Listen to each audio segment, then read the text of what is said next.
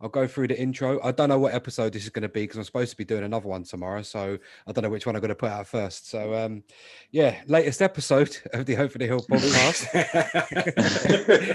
And two special guests today. It's actually the first time I've recorded with two guests. I mean, I've been on Paul's podcast with you as well, Martin, but I've never actually sat and done one myself. So for those who are familiar with Paul S, he's a guest on the podcast before. He's the reason I got into doing this, basically. His podcast that he needs to get back on, Lazy Shithouse. The Paul S podcast. Last year, recorded an episode with Paul and my other special guest today, Martin Johnson. Martin, just for a quick rundown, people are obviously familiar with Paul, but we're going to be doing an MMA review show today. And it obviously makes sense to give people a little idea as to your credentials. So if you want to just take a couple of minutes and we'll just go through some of the stuff that you've got up to over the years, like, you know, just a brief rundown of your time around combat sports and training and stuff. Yeah, so just to explain it sort of bluntly, I started when I was about 20 years old and in MMA. Well, started off in jiu-jitsu in Romford, where I used to live, because before that you could never get a gym anywhere locally. Not like nowadays where there's gyms everywhere. Like gyms are popping up left, right, and centre. You've got different people starting. But yeah, started in jiu-jitsu, Brazilian jiu-jitsu, and then worked my way through to MMA. Been a long life fan, like most people are that get into it. End up watching the UFC and stuff like that. And then yeah, now 13 years later, I'm still not fighting anymore, but I had like sort of 6 semi-pro fights and competed jiu-jitsu and Muay Thai and a little bit of boxing and that here and there over the years. But now pretty much just a Brazilian jiu-jitsu enthusiast as well as a long life MMA fan. So yeah, just I just enjoyed the sport. And as I said, like breaking down fights is one of my my sort of hobbies as such. Not that I tend to do it too often anymore, but when I jump on with Paul, once he gets back on the podcast a little bit more, and just now I coach at Gracie Barra in Cheshunt. I do an MMA session on a Sunday, and other than that, just train and work and do stuff like normal people do. Not the fighter that used to be. I can't do all that anymore. I'm too old. Yeah, I hear that, mate. I hear that. So, you train and you teach classes down at Gracie Barra, which, Paul, I know that's where you train as well. Just for a quick, brief background into some of your credentials. So we know we've actually got some semi-experts on the show today. And we're not saying this. Well, I thought Conor McGregor should have won that fight. Paul, how long have you actually been doing? You've been doing jiu-jitsu since I've known you, so it's got to be at least 10 years, right? Well, I did MMA back in the day. That's right. I used to train. It was just MMA, but there was also like a lot of jiu-jitsu in it. But just jiu-jitsu, I've been training now about 3.5 years, solid. And apart from my back injury this year, which put me out for a couple of months, unfortunately. Which happened at work, by the way, just in case there's anyone from my career listening. You mean you weren't getting your back blown out in King's Cross? What? Not that day, now.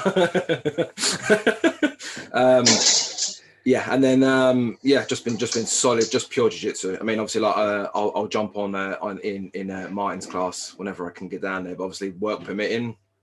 And back permitting even. That's so like 11 years ago now. I was just doing MMA, and been watching UFC since The Ultimate Fighter. Actually, is when I first started watching it. When it used to be on. What was it on? Was it on? What was it? Bravo. On? Was it Spike? Oh, Bravo. That was it. Bravo. Yeah. That's when I first started watching it. It was like the Big Brother, wasn't it?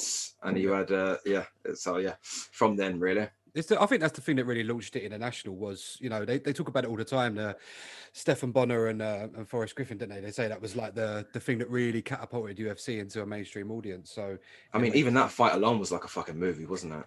Do you know what I mean? I you know what? I actually watched it the other day. Because I like going through UFC Fight Pass every now and again. I'll like leading up to this, I was doing my usual just analysis, looking at stuff, and obviously we're going to do a breakdown over the last year as such of MMA and what's gone on, and there's just so much. But then you go back and you look at some of the old stuff and you're like, oh, those are the days when you just sit there and watch them sort of fights. I remember on Bravo, it used to be like a 24 to 48 hour delay in when you would get it. So you'd have to stay off the, and like, don't get me wrong, now with phones, it's a lot easier to get spoilers. But in them days, you had to literally go and search out what you was obviously going to look at. So it was a lot easier to not find out the results. Not like nowadays where WhatsApp groups and stuff like that, or people in the gym will just give it out.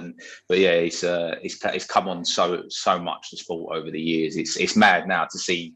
You've got some of these young guys coming through, and obviously we'll talk about people today, like some of the UK guys coming through, and obviously guys in America and stuff, all these youngsters coming through, like to see the original guys to now, how the sport's evolved in such a short period of time. It's just ridiculous. Yeah. It's mad.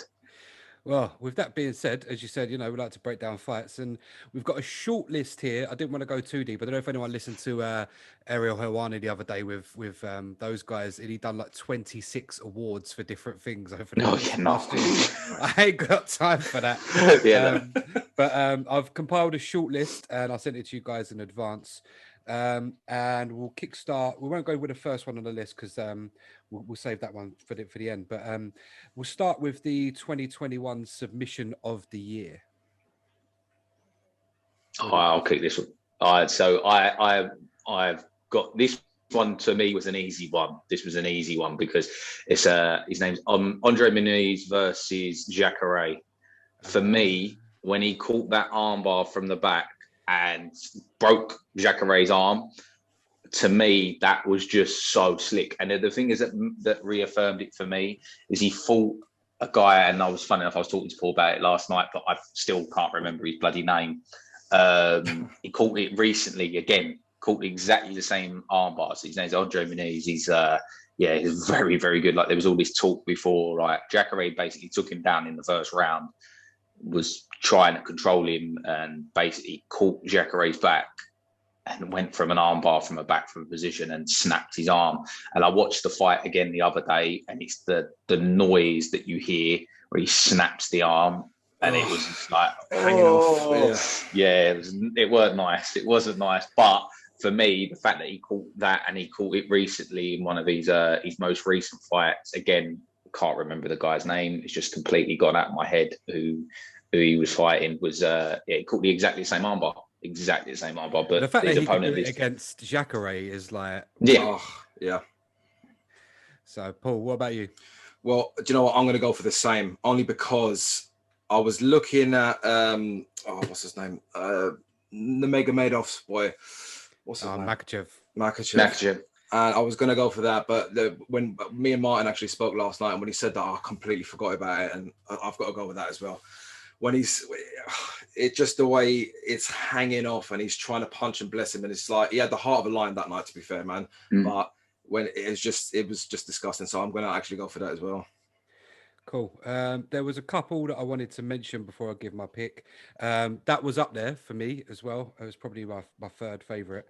Vicente Luque tapping out Tyron Woodley. I think that was it was a good submission, but it was also a big moment, and that's something I'll refer to again in a minute. But also Anthony Hernandez as well, his arming guillotine against Vieira.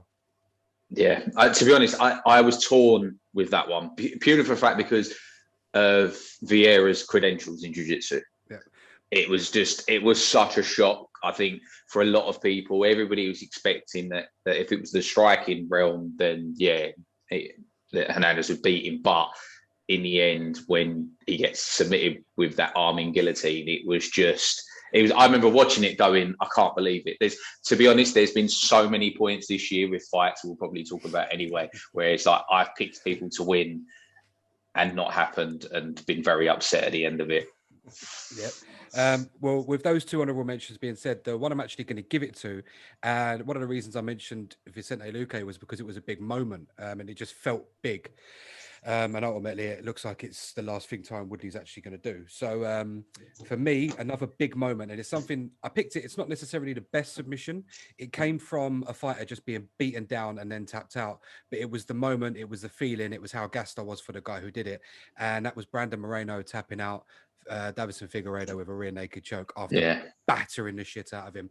Which will happen again, by the way. No, well, we'll talk about that towards the end of the podcast. But I can't wait to see them fight again, because I think there's possibility we could argue that Figueiredo had a bit of an off night, but also, you know, it was a masterclass. Like, it was an absolute masterclass, striking on point, and then the submission to finish it off. And as I say, I like him so much. He's such a nice personality. He's always great on the embeddeds and any interviews he does. And it's like, do you know what?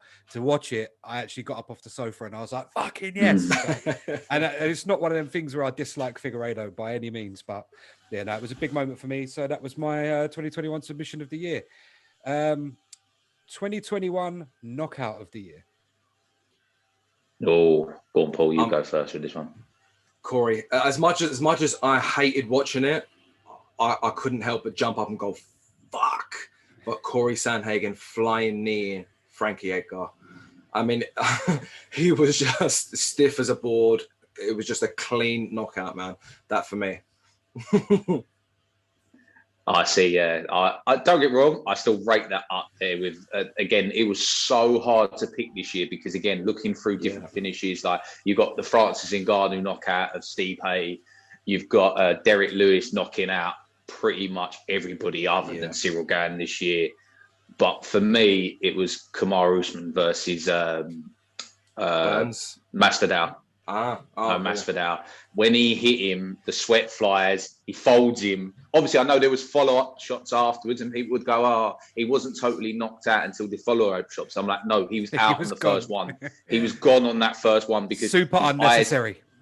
Yeah, but at the end of the day, after all the shit talking, as Masvidal would say, super necessary. It was, to me, I think. Again, we'll get onto the other categories later, but Kamaru Usman's up there with me. He was one of the best fighters of the year.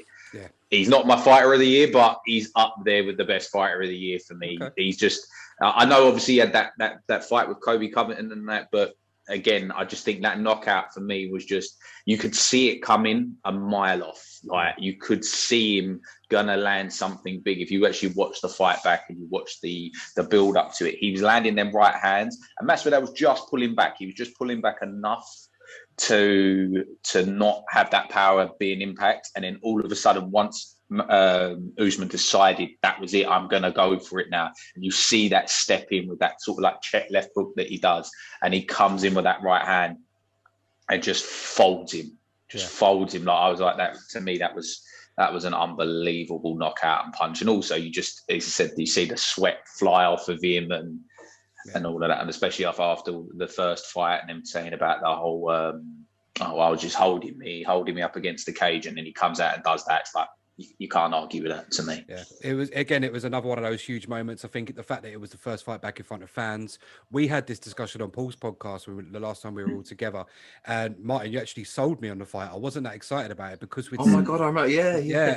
Seen the domination in the first fight. I wasn't that gassed about it, but then when I saw that knockout, for me, from a moment standpoint, like, you know, I'm kind of jumping around in my parameters as to how I pick these things, because I knew that one would come up, and I wanted to pick something slightly different but also equally as good. But as a moment, the image, the photos that you saw afterwards of the sweat fly off and Masvidal just like laid out on and a big shout out to Usman, because Masvidal is someone who hasn't been KO'd before. Like, so when that happens, you know that shot was legit. But for me, knockout of the year, and the one that made me almost fall off my chair, I was sat literally at my desk in my bedroom watching it on my laptop, was Jiri Prochazka's elbow against Dominic Reyes. Fucking disgusting. Great fight anyway, absolutely great fight. I feel for Dominic Reyes because he's up there in terms of talent and athleticism, and I quite like him as a person. You know, like he's doing a lot of things right. And I still think he beat John Jones, in all honesty, but it's just, for me, it's disgusting. The technique, the spin, everything, just out of this world. And as much as I felt bad for Dominic Reyes, I was like, oh, we could have a future champion on our hands here, but we'll get into that a little bit later on as well. And one that Paul mentioned to me this morning, and something that I know we're probably going to find interesting here, performance of the year. So individual performance by a fighter in a single fight this year. Paul said that you guys, I think, picked the same one. What did you go for? There's only one, man. Yeah, Come on. there's only one. There's only one. That's Max Holloway, man. Max Holloway versus Calvin Kattar. It's unanimous. It's unanimous. Yeah, that for me, I think I can't remember how many times I've actually watched that fight back, and not just from an analysis point of view, just watching it, just being in awe of that performance. It was unreal. It was unreal. Like in terms of his output and everything, just the whole thing about it, with the talking before Calvin Kattar coming and saying that he's the best boxer in the UFC. The best boxer in the UFC, baby. Yeah. And then Max Holloway with that sort of just like looking at the desk going, I'm the best boxer in MMA, and like just slipping punches. And it wasn't just that. It was, and also I think as well, they say you have to have two people to get those sort of performances, and you have to give you have to give credit as well to Calvin Kattar, because he stayed in there for all of that time. But again, for me, that was the performance of the I don't think it's just a performance of the year. I think it's one of the best performances we've ever seen in the octagon from somebody I think more I was such from a striking perspective, probably more than anything else, because there wasn't that much in the realms of takedowns and control in that regards. But from a striking perspective, I don't think you're going to get much better than that. Even though Holloway took damage, he still took damage. He ate shots and stuff like that. You're not going to see too many better performances than that. To be able to stand there, look at the commentator while a top 10 UFC featherweight is throwing punches at you, and just go, I'm the best boxer in the UFC, blah. Like it just, it's one that image. There's a photo of him where he's kind of like pointing at himself, and it's almost identical to Ali knocking out Liston. Like someone did a side by side of the pose and everything. Like that will be in MMA, like iconic photography for years and years to come. Max is already one of the greatest of all time, Hall of Famer. And yeah, just that was insane. But you know, he threw 746 shots, of which 447 were significant. Fuck, you know. Well, he's now got the all-time striking record. He's got the all-time. Well, not only that, for a single fight. I've had a look, right, of a list of 10 fighters. He's on that list 3 times. 1, 2, and I think number 5. Jesus. The next one after him is half that. Yeah. It just goes to show how like ridiculous output, man. Ridiculous. Yeah. It's nuts. You notice it, I mean, one of the fights that got him up there was obviously the Brian Ortega fight. Like the amount that he threw in that fight. Like Ortega's improved in leaps and bounds now, but that was a real eye-opener as to the level that Max Holloway performs at. And I've got my arguments that Volkanovski doesn't deserve to have, or didn't before the Ortega fight, didn't deserve to have the belt. I feel he does now, given that performance. But yeah, I think for me, Max, his output it's something insane. I don't think there's anyone that's ever been better than him at featherweight. And I'll include Aldo and McGregor in that. I think he's just that featherweight fucking goat. The thing is when you look at the Aldo, like Aldo is. It's between, in my opinion, it's between Aldo and Holloway. I don't put, and again, I'm a McGregor fan. I just don't put him in that featherweight GOAT purely from the fact of a title defense. He never defended the title. He never ever defended his title. And don't get me wrong, what he did at featherweight was unbelievable. Still to this day, you can't argue with what he done. But if you look at Aldo, all the people Aldo fought, the rise from the WEC into the UFC, then the streak he went on in the UFC, and obviously losing to McGregor in devastating fashion. But even then, you see what he's going through now at bantamweight, and seeing how good he is now at bantamweight. It's like, to me, it reaffirms how good he was at featherweight. And then obviously you've got to have Max between me. But I always go back between him and Holloway. I'd still just put them joint first. The GOATs. The pair of them are so good. It's one of them where I'd like to have seen. I know Aldo fought Holloway and lost twice, but I would have liked to see, like, it's one of them sort of hypothetical thing. If you could put them at their prime, both at the same sort of age, same ability, same prime, basically, or get them at their peak and put them together, what would have happened? Yeah. Who would have come out on top? Their peaks kind of just missed each other. I think. Yeah. I think Aldo and McGregor kind of had, well, I mean, McGregor's peak even then was probably a little bit later on. I think Alvarez was probably McGregor's peak, but it's, you know, yeah, it's a difficult one because I think Holloway was just a little bit after Aldo, and I think by the time they fought, Aldo was past his best. At least at featherweight, he has looked fucking good at bantamweight, man. Aldo 2.0, and it's weird because usually fighters will go up in weight as they get older, and he's like he's gone the opposite direction and looks fantastic and looks really healthy and happy as well, which is obviously the most important thing. Well, that's the amazing thing about it with Aldo is that he used to struggle to make featherweight. Like, and that's something people forget. He's missed weight. He has missed weight at times at featherweight. Obviously, when he's come to the title, he's had to go and like cut weight. But he used to look awful, and for him to now be fighting at featherweight, it's like, because there was talks for years about him going to lightweight. Yep. There was so many talks about him going to lightweight and going, especially when he lost to McGregor and McGregor won the second belt. They were talking about doing the rematch of Aldo McGregor at lightweight. You know what else? You know what else they were talking about as well? It's funny because when I'm in a bit of a shit mood, I like to go back and listen to old episodes of Joey Diaz on Joe Rogan. And there was an episode a few years back that they did an MMA review, and it's the famous Steopic interview where like Joey Diaz is kicking off. But during that, he said that the apparent fight they were trying to make at one point was Aldo Khabib. Yeah, at 155. So there was always rumors of him going up, and I think the thinking behind that was that he'd fight Khabib, Conor would fight Diaz in a trilogy, and then they'd like each would fight the winner, but obviously never materialized. We all know how that went. But yeah, so 2021 performance of the year, Max Holloway against Calvin Kattar. Looking pretty forward easy, to really, isn't it? I'm looking forward to seeing what comes with both of those guys this year, though, because that's the other thing as well. As I say, to be able to put in that performance against a fellow, you know, top 10, pushing top 5 featherweight in Calvin Kattar's just like, whoa, what the fuck? How's that happened? But I want to do the individual awards at the end. So actually, no, we'll do them now. We'll save the fight of the year to the very last. I did, when I sent you guys a list, I just wrote fighter of the year, and I didn't actually specify to have one for men, one for women. So if you haven't had a chance to pick a female fighter of the year, that's fine. And I don't mind starting that. But did you guys manage to get a female fighter of the year down? I would say mine's pretty easy. Go on. Mine's a very easy one. It's Shevchenko. You can't look, for me, when you talk about female fighters, she's the top of the game. Like there's nobody better than her. When you watch her performances, when she fights anybody, there's no give. There's literally, I don't think she's lost a round, has she, in recent memory that I know of. Like when I watch her fights now, I feel a little bit bad because I watch them and I'm just like, okay, when's this getting finished? Like that's all I think. When is it getting finished? When is it going to be finished? And to me, she's just performance after performance. She's just so technical. She's so good everywhere, whether it's standing, on wrestling, on the ground, wherever it is that she does anything. She's flawless, absolutely flawless. And to be honest, I actually liked her even more after I listened to her on the Joe Rogan podcast she done.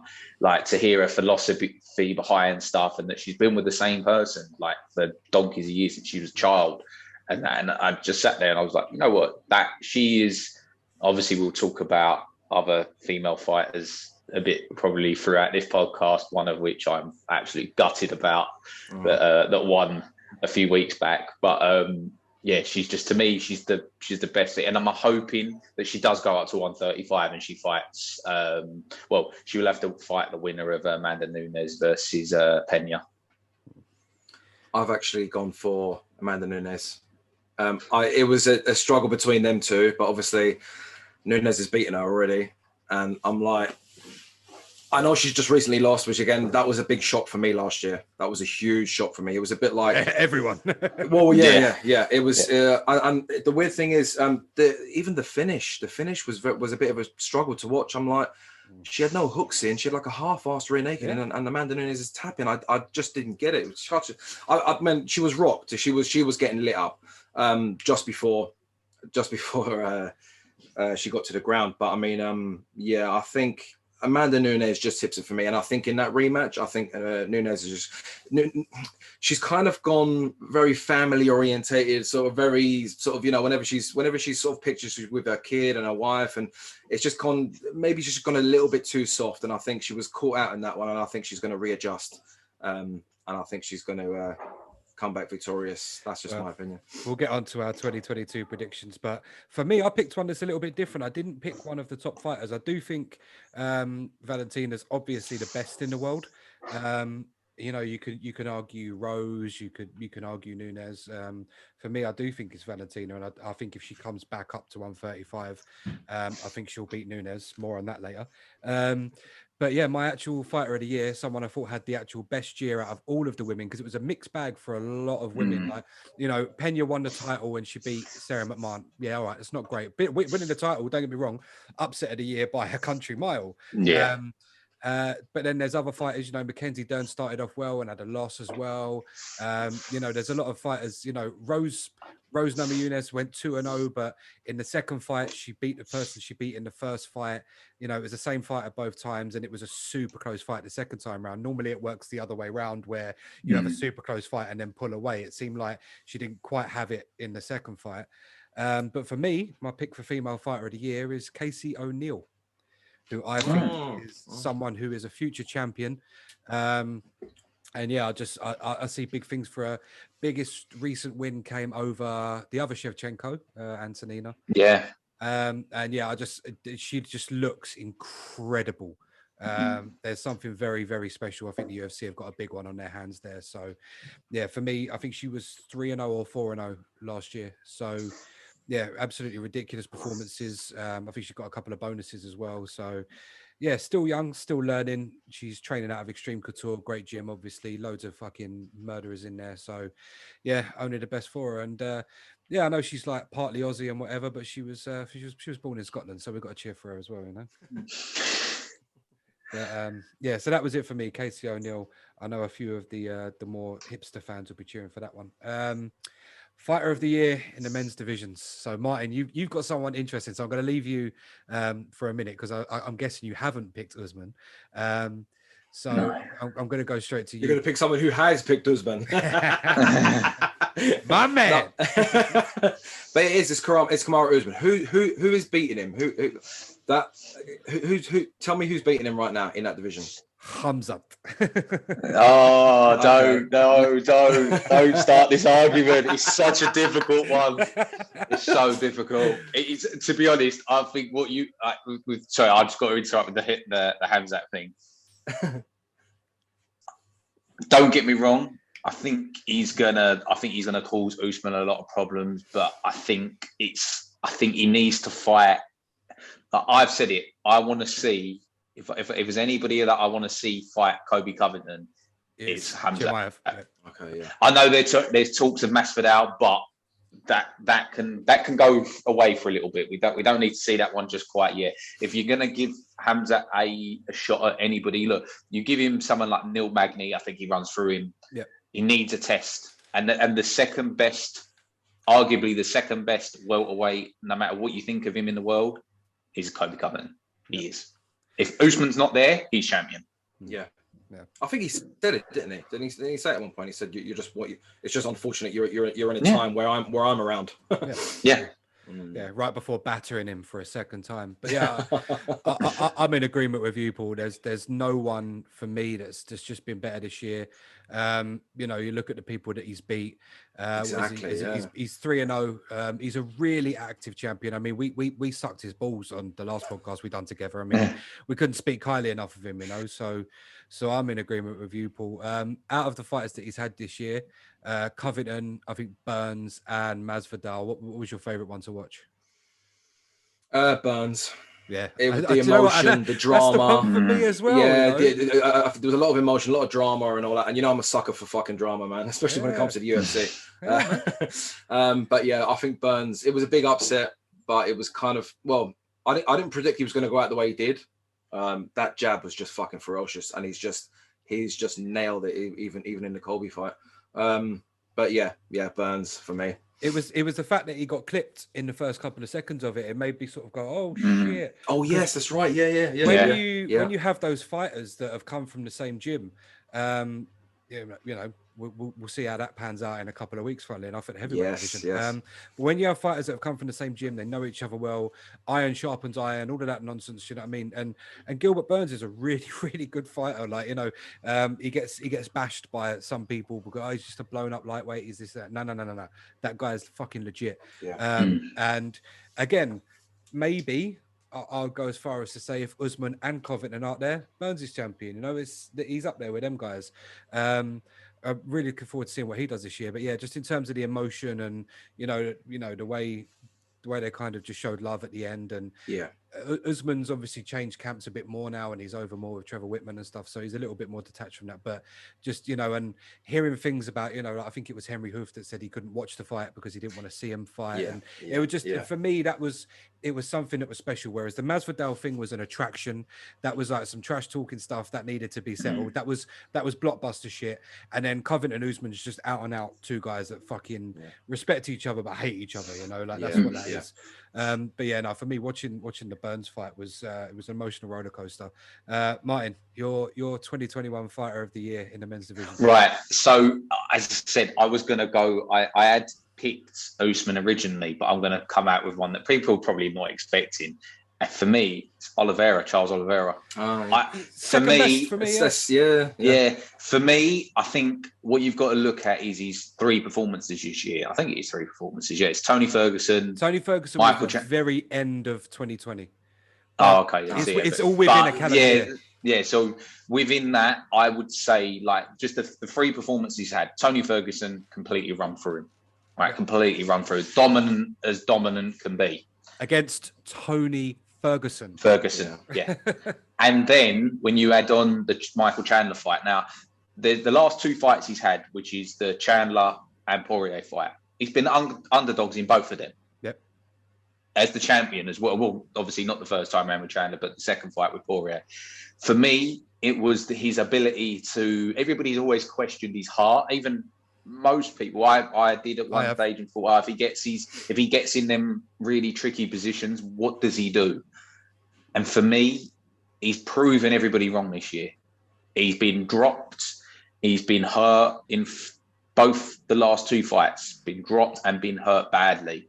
Come back and knocked Michael Chandler out in spectacular fashion with that picture perfect left hook. Catches him.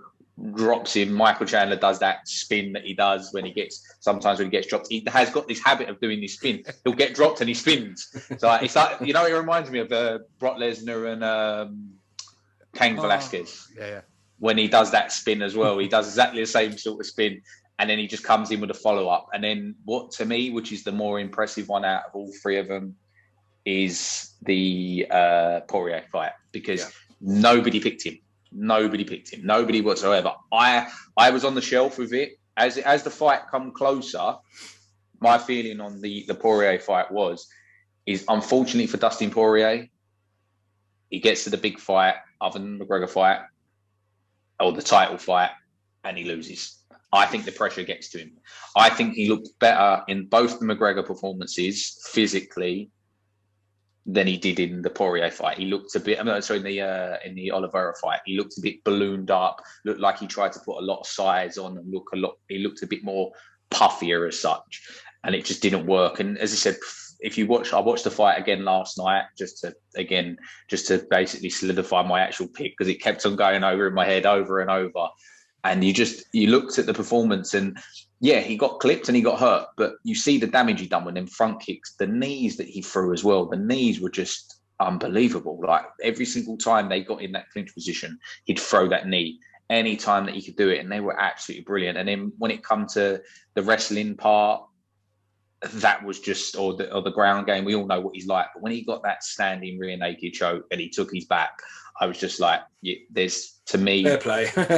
you can't argue with it. You can't argue with it. But yeah, he's my pick for fighter of the year, or male fighter of the year, should I say? Just because of the stuff that he's come back from and all the questions everybody's asked of him over the last few years, and said, oh, he's got no heart, he can't dig deep and stuff like that. And I think he's proven everybody wrong. I think he has proved everybody wrong. I think at one point wasn't his record something insane like 10-8 or something stupid like that. It was like he's really really just come on but again, much like Poirier, he's been in the UFC for so many years now. He's fought everyone there is to fight, not just at lightweight but at featherweight as well. The only problem I've got with Oliveira is I would have loved to have seen him go up against Khabib. And I know we say that about a lot of people at 155, and we said it for a long time about Tony. And I think we all kind of accept how that would have really gone had they fought, even when Tony was at his best. I think we all looking at it now. But yeah, just in terms of the grappling, I don't think there's anyone better in the UFC. I mean, well, his record speaks for itself. So yeah, to be able to watch him go up against someone who's got the top game like Khabib, with a bottom game like Oliveira, that would have been interesting. But yeah, if Usman's not your pick, then it has to be Oliveira. But special shout out to Cyril Gane. I think Cyril Gane's had a great year. Some of the people that he's beat, some of the people that he's fought. Obviously, big fight of him coming up that we're going to talk about in just a little bit, probably a couple of minutes. But yeah, really interested to see what he does. And I think some of his performances, the people that he's beaten this year and stuff. Yeah, I think he's shaping up to be a big star. But yeah, in terms of fighter of the year, we've 2 for Usman, 1 for Oliveira, and then 2 for Shevchenko, 1 for Casey O'Neill. So a little bit of a mixed bag, but yeah, I don't think we can argue with 1 and 1A for Usman and Oliveira. On to the big one, the final award for the year, fight of the year. Now, this is always going to be difficult because there's so many good fights. Some of them happen on undercards. Some of them happen on UFC Fight Night. Some of them even happen on Fight Pass. You could also argue that some of them happen. I know we haven't really mentioned Bellator, but they've had some great moments this year, with like the likes of AJ McKee and various other things happened over there.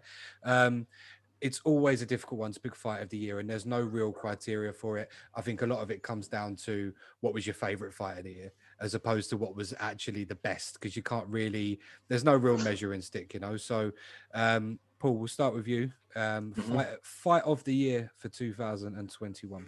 Well, we mentioned him earlier, Chandler versus Justin Gagee.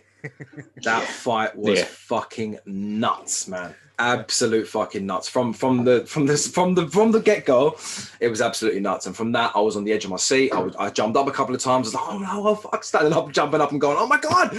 And then it was just like that for up until it ended. So for that, I'm gonna go for them too. That's for me. I think we're all in agreement, mine.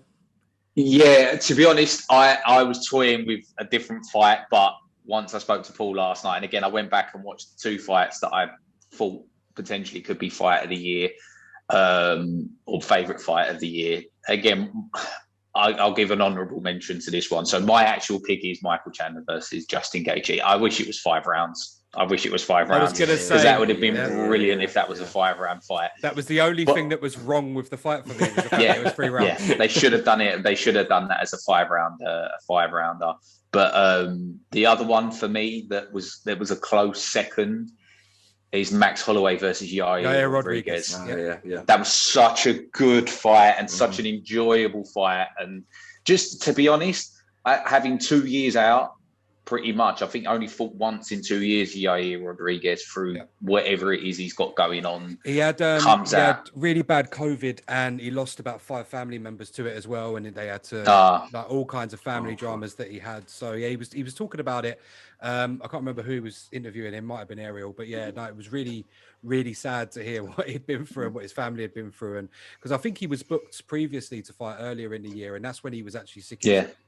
Prior to that, it lost uncles and family members just all fucking died down there. So yeah, really shit. But I felt the same. The fact that he was able to come back after a layoff and go up against what I consider to be the GOAT and put on such a great performance, and loses nothing in that loss, in my opinion. No. That's the thing. That's the sort of fight where you go, you've lost, but you haven't lost. In a way, it's a bit like the Michael Chandler Justin Gagee thing. Yeah. Chandler lost the fight, but he didn't lose the fight, if that makes sense. There is part, obviously, to them as competitors, they want to win, they want their hand raised. But that's a fight where you go at the end of the day that people will go up to you afterwards as if you've won. They've obviously, they all get the bonus. They get the bonus. They get treated like winners in a way.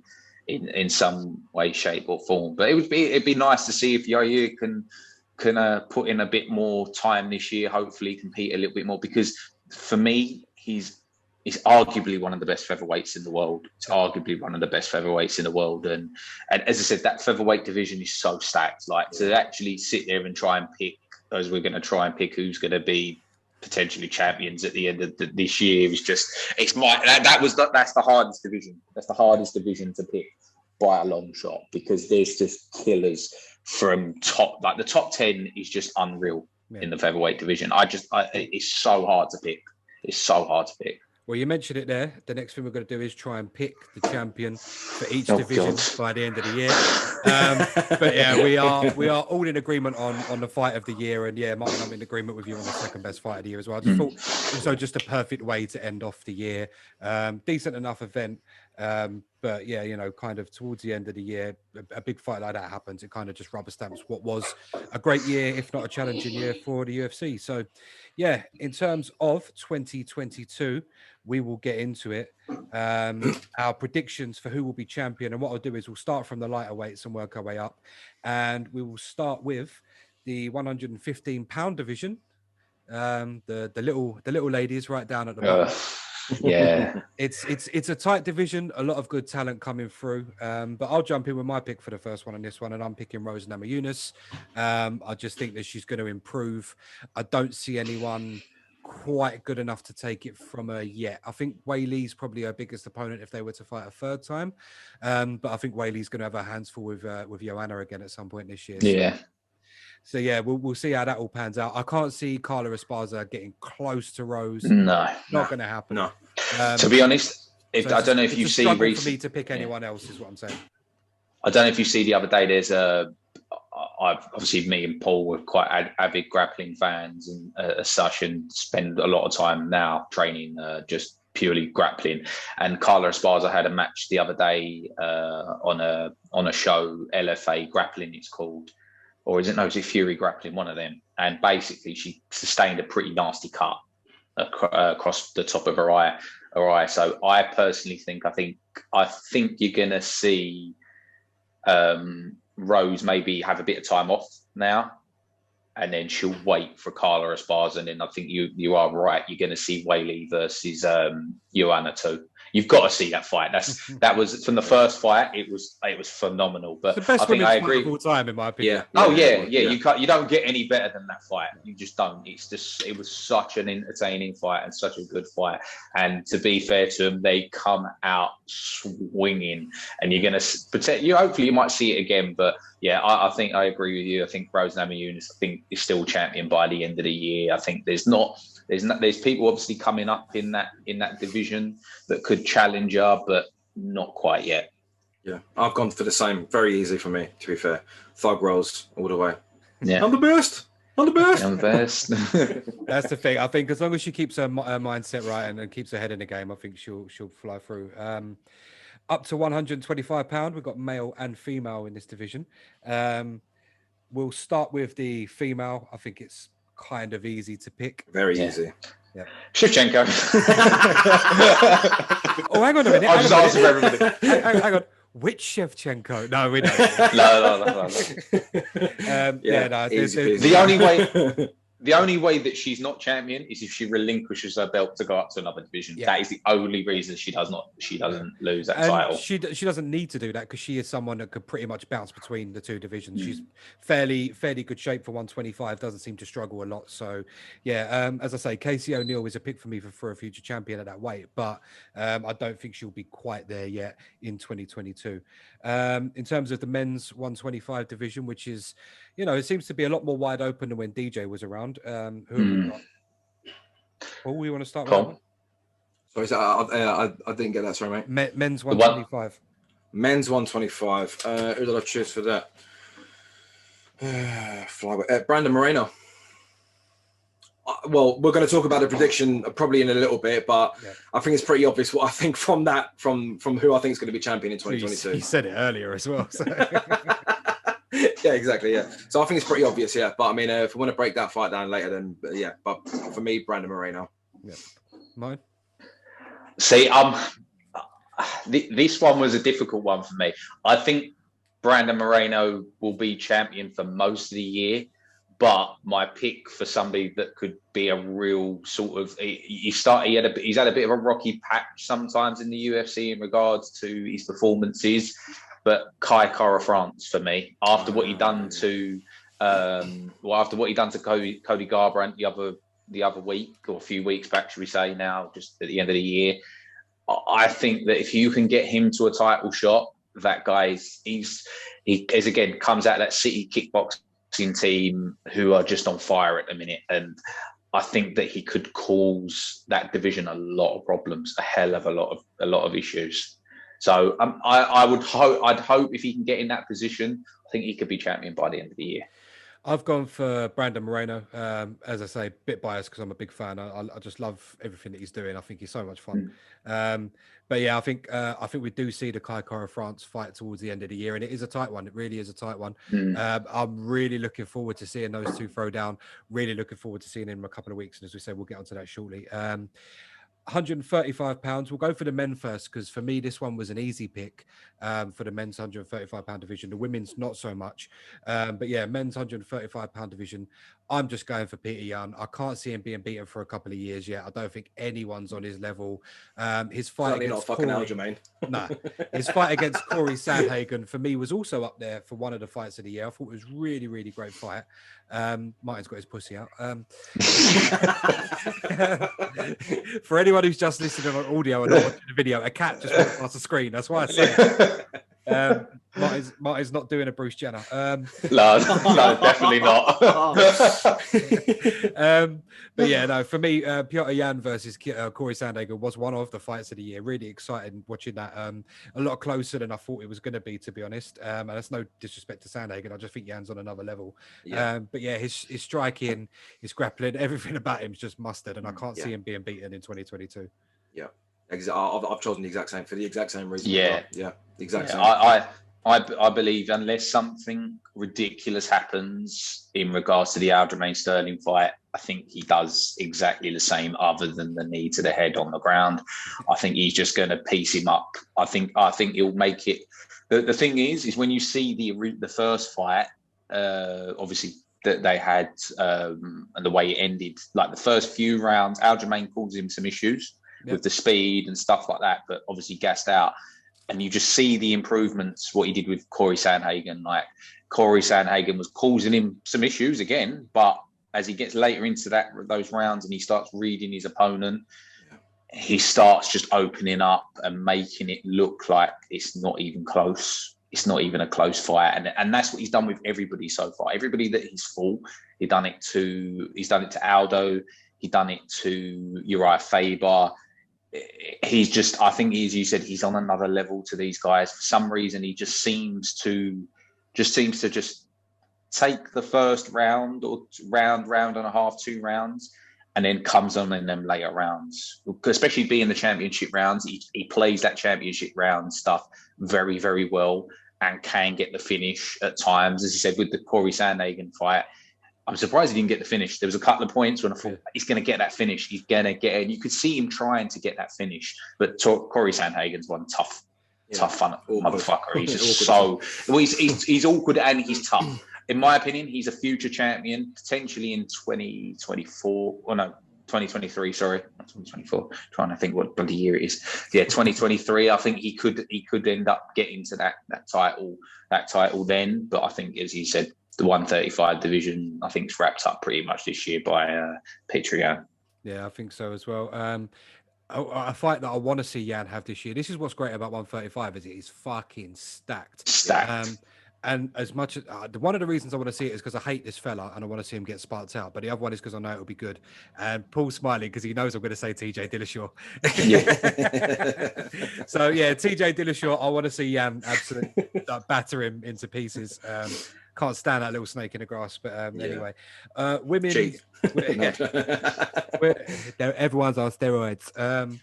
We never mentioned Sean O'Malley in that category. Actually, he's up there, but I don't think he won't be. He won't be.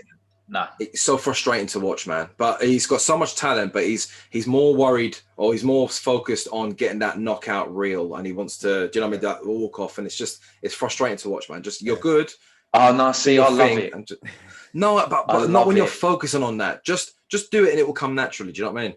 But the thing is, I think it's part of his. I think that's part of his appeal, though. That is a part of his appeal. His appeal is to people that he comes in there, and again, people criticize him, but if you watch his technique and what he does, there's not many better strikers. As I said, I don't think he'll fight this year because he won't fight for a title this year. It will be again 2023. I think he'll fight for a belt because he's smart.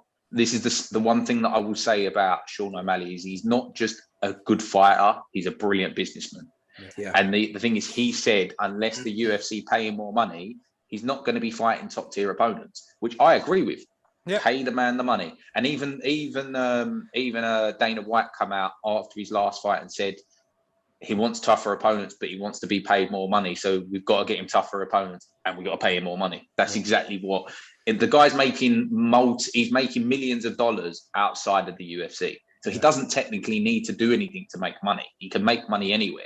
But he's saying that if he's going to fight that next level opponent, that he's going to feel. But in regards to his performances this year, he had the one against Thomas Almeida, which was frustrating because obviously he was looking for that walk-off KO. Yeah.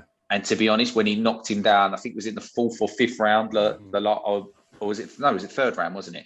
It was in the 3rd round. Once he knocked him down, then I thought he didn't need to follow up with any shots. I thought that was definitely a walk-off KO because he hit him afterwards, and it was like, oh. But the last performance he had was it was sublime. He was so good. He just picked him apart. And everybody said that was going to be his biggest test so far. He made it look easy. He actually made it look even easier than he did the Thomas Almeida fight. Yeah.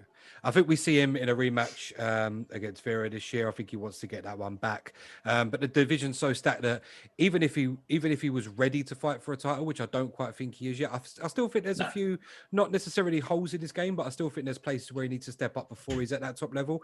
Even if he was able to do that, by the time his next fight comes around, he needs to get in line because there's so many people in there that deserve a shot. Yeah. You can argue TJ deserves a shot. Yeah, right, he's a cheating prick, but he did win his comeback fight against Sandhagen. Obviously, Aljo's got to fight Jan at some point.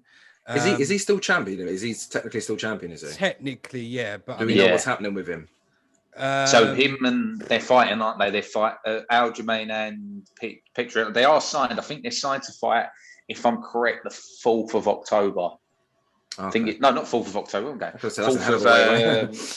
4th of March. Okay. It could be the 4th of October, knowing Aljamain Sterling. He wants to keep hold of that belt as long as he possibly can.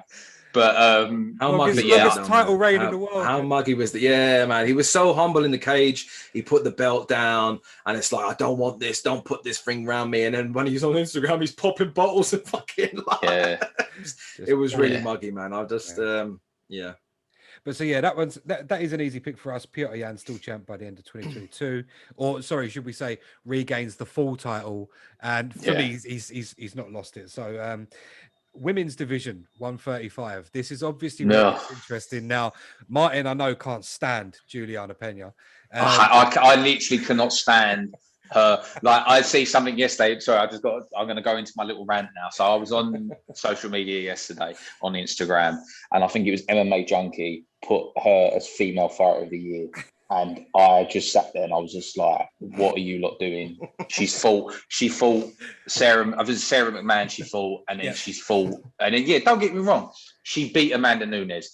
Give her credit, she's the champion. Yeah, fair enough. But she's barely fought in the last God knows how many years and talks so much shit like she's the best fighter that's ever lived. And for me, I can't stand her. I hear her talk and I instantly start cringing. I have to switch off. I have to switch off. She's your John Jones.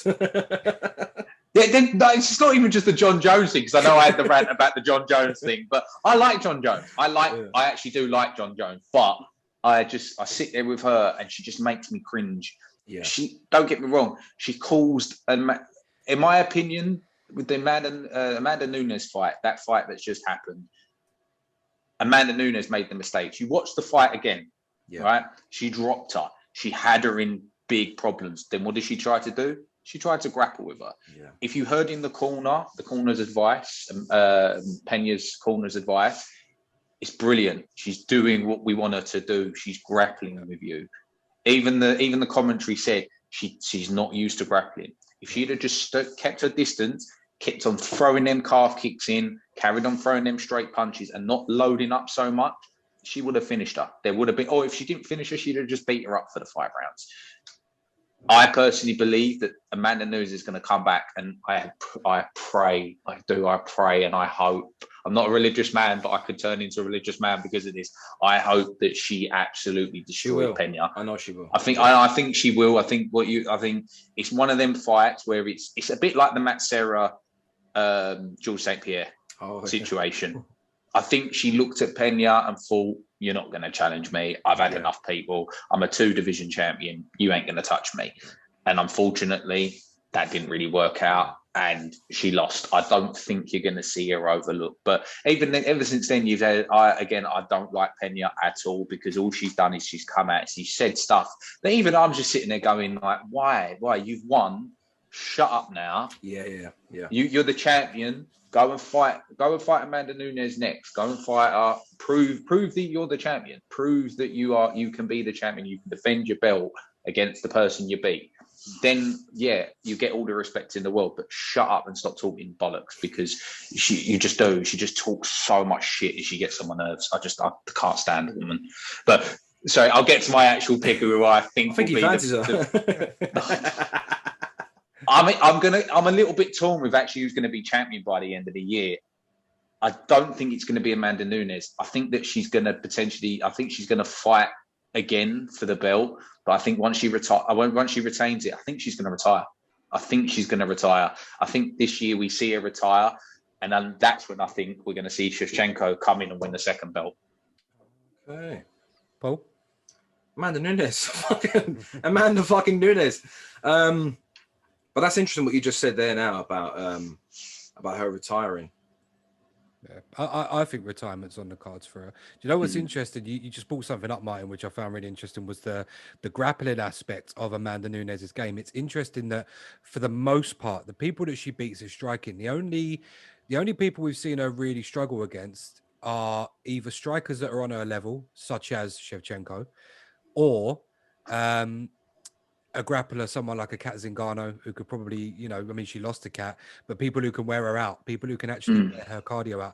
And I think her cardio does drain when she's up against someone like Pena, whose grappling is so good that it forces you to put in extra effort. When she grappled against Germaine Durandamy, she bitched her out for 5 rounds and just completely dominated her in the grappling. But that's against someone who, random submissions aside, is not a grappler. Someone like Pena, who is a grappler, Amanda Nunes played directly into her hands. So I do think the fact that she went down and tried to play with her on the mat, I did think to myself, look, there's not going to be a submission here, because I think Amanda Nunes is too good to get subbed out properly. She got subbed out because she was exhausted, let's be honest, and she'd been battered.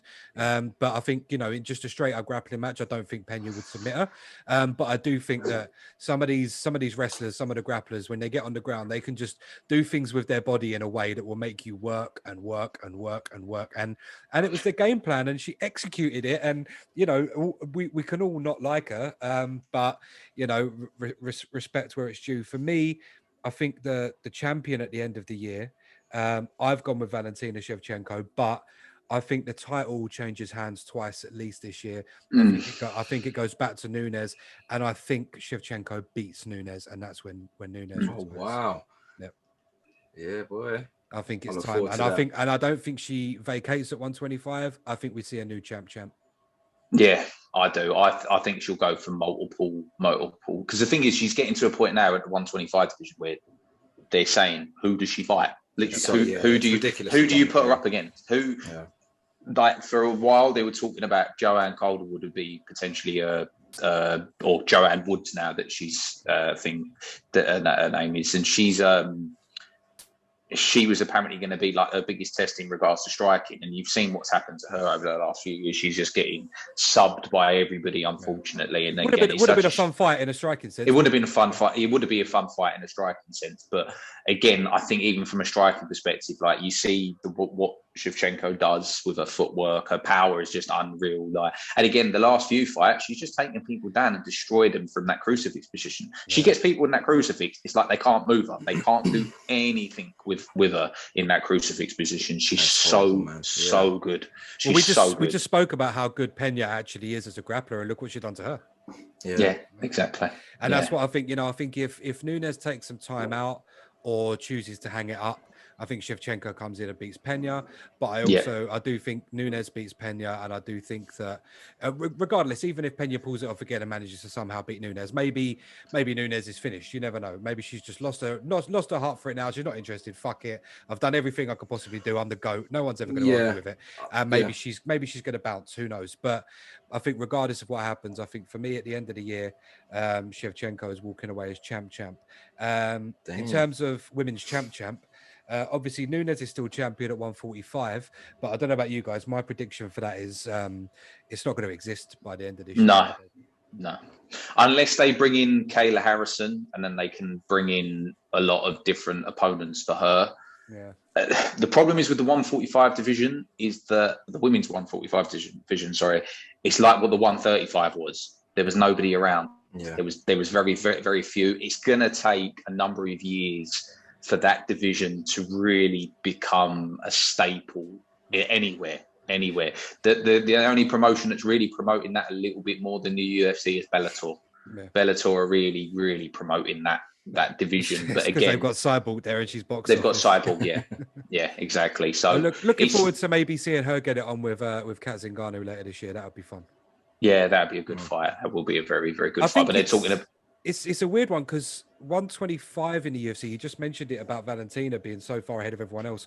I think it's kind of what happened even with 135. Ronda was leagues ahead of everyone, but then all of a sudden, all of these other girls caught her up and surpassed her. And I do think at 125 that's going to happen with the likes of Casey O'Neill, even with Mackenzie Dern, people like that.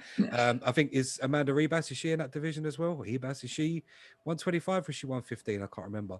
But there's a few good women at 125 that are going to fully overtake Shevchenko at some point. It's just not there yet. And I think 145 is even further back than that. So that's why I just can't see it. Yeah. To be honest, the most competitive division in the females division is the 125. The 125 is technically the most. They've got a lot more. The 115. Sorry, not 125. 115 has got probably the more deeper of a division. Yeah. In regards to that, don't get wrong. I still think Rose does sort of do it this year, but I think there'll be a lot of people coming up in that division, like the Mackenzie Derns and all of these different competitors that are going to come through at that 115 division and really start causing some issues to Rose in the future. I don't see it being this year. I think you give them a good year or so competing amongst each other, and then they'll start to really cause some issues. But yeah, other than that, I think the other divisions are pretty much locked up by Shevchenko. I think she's just phenomenal. I've got to send a shout out to my boy Kevin, who I usually watch a lot of UFCs with. He usually comes around late at night and we watch UFC, big pay-per-view. He absolutely hates when Shevchenko does her little dance after she wins. Whenever she wins, he's like, I can't even fucking look at it. I just can't even fucking spinning around on the spot like I can't. He's not a fan of it at all. So I've got to big him up. I know he's going to listen to this. So I've got to big him up.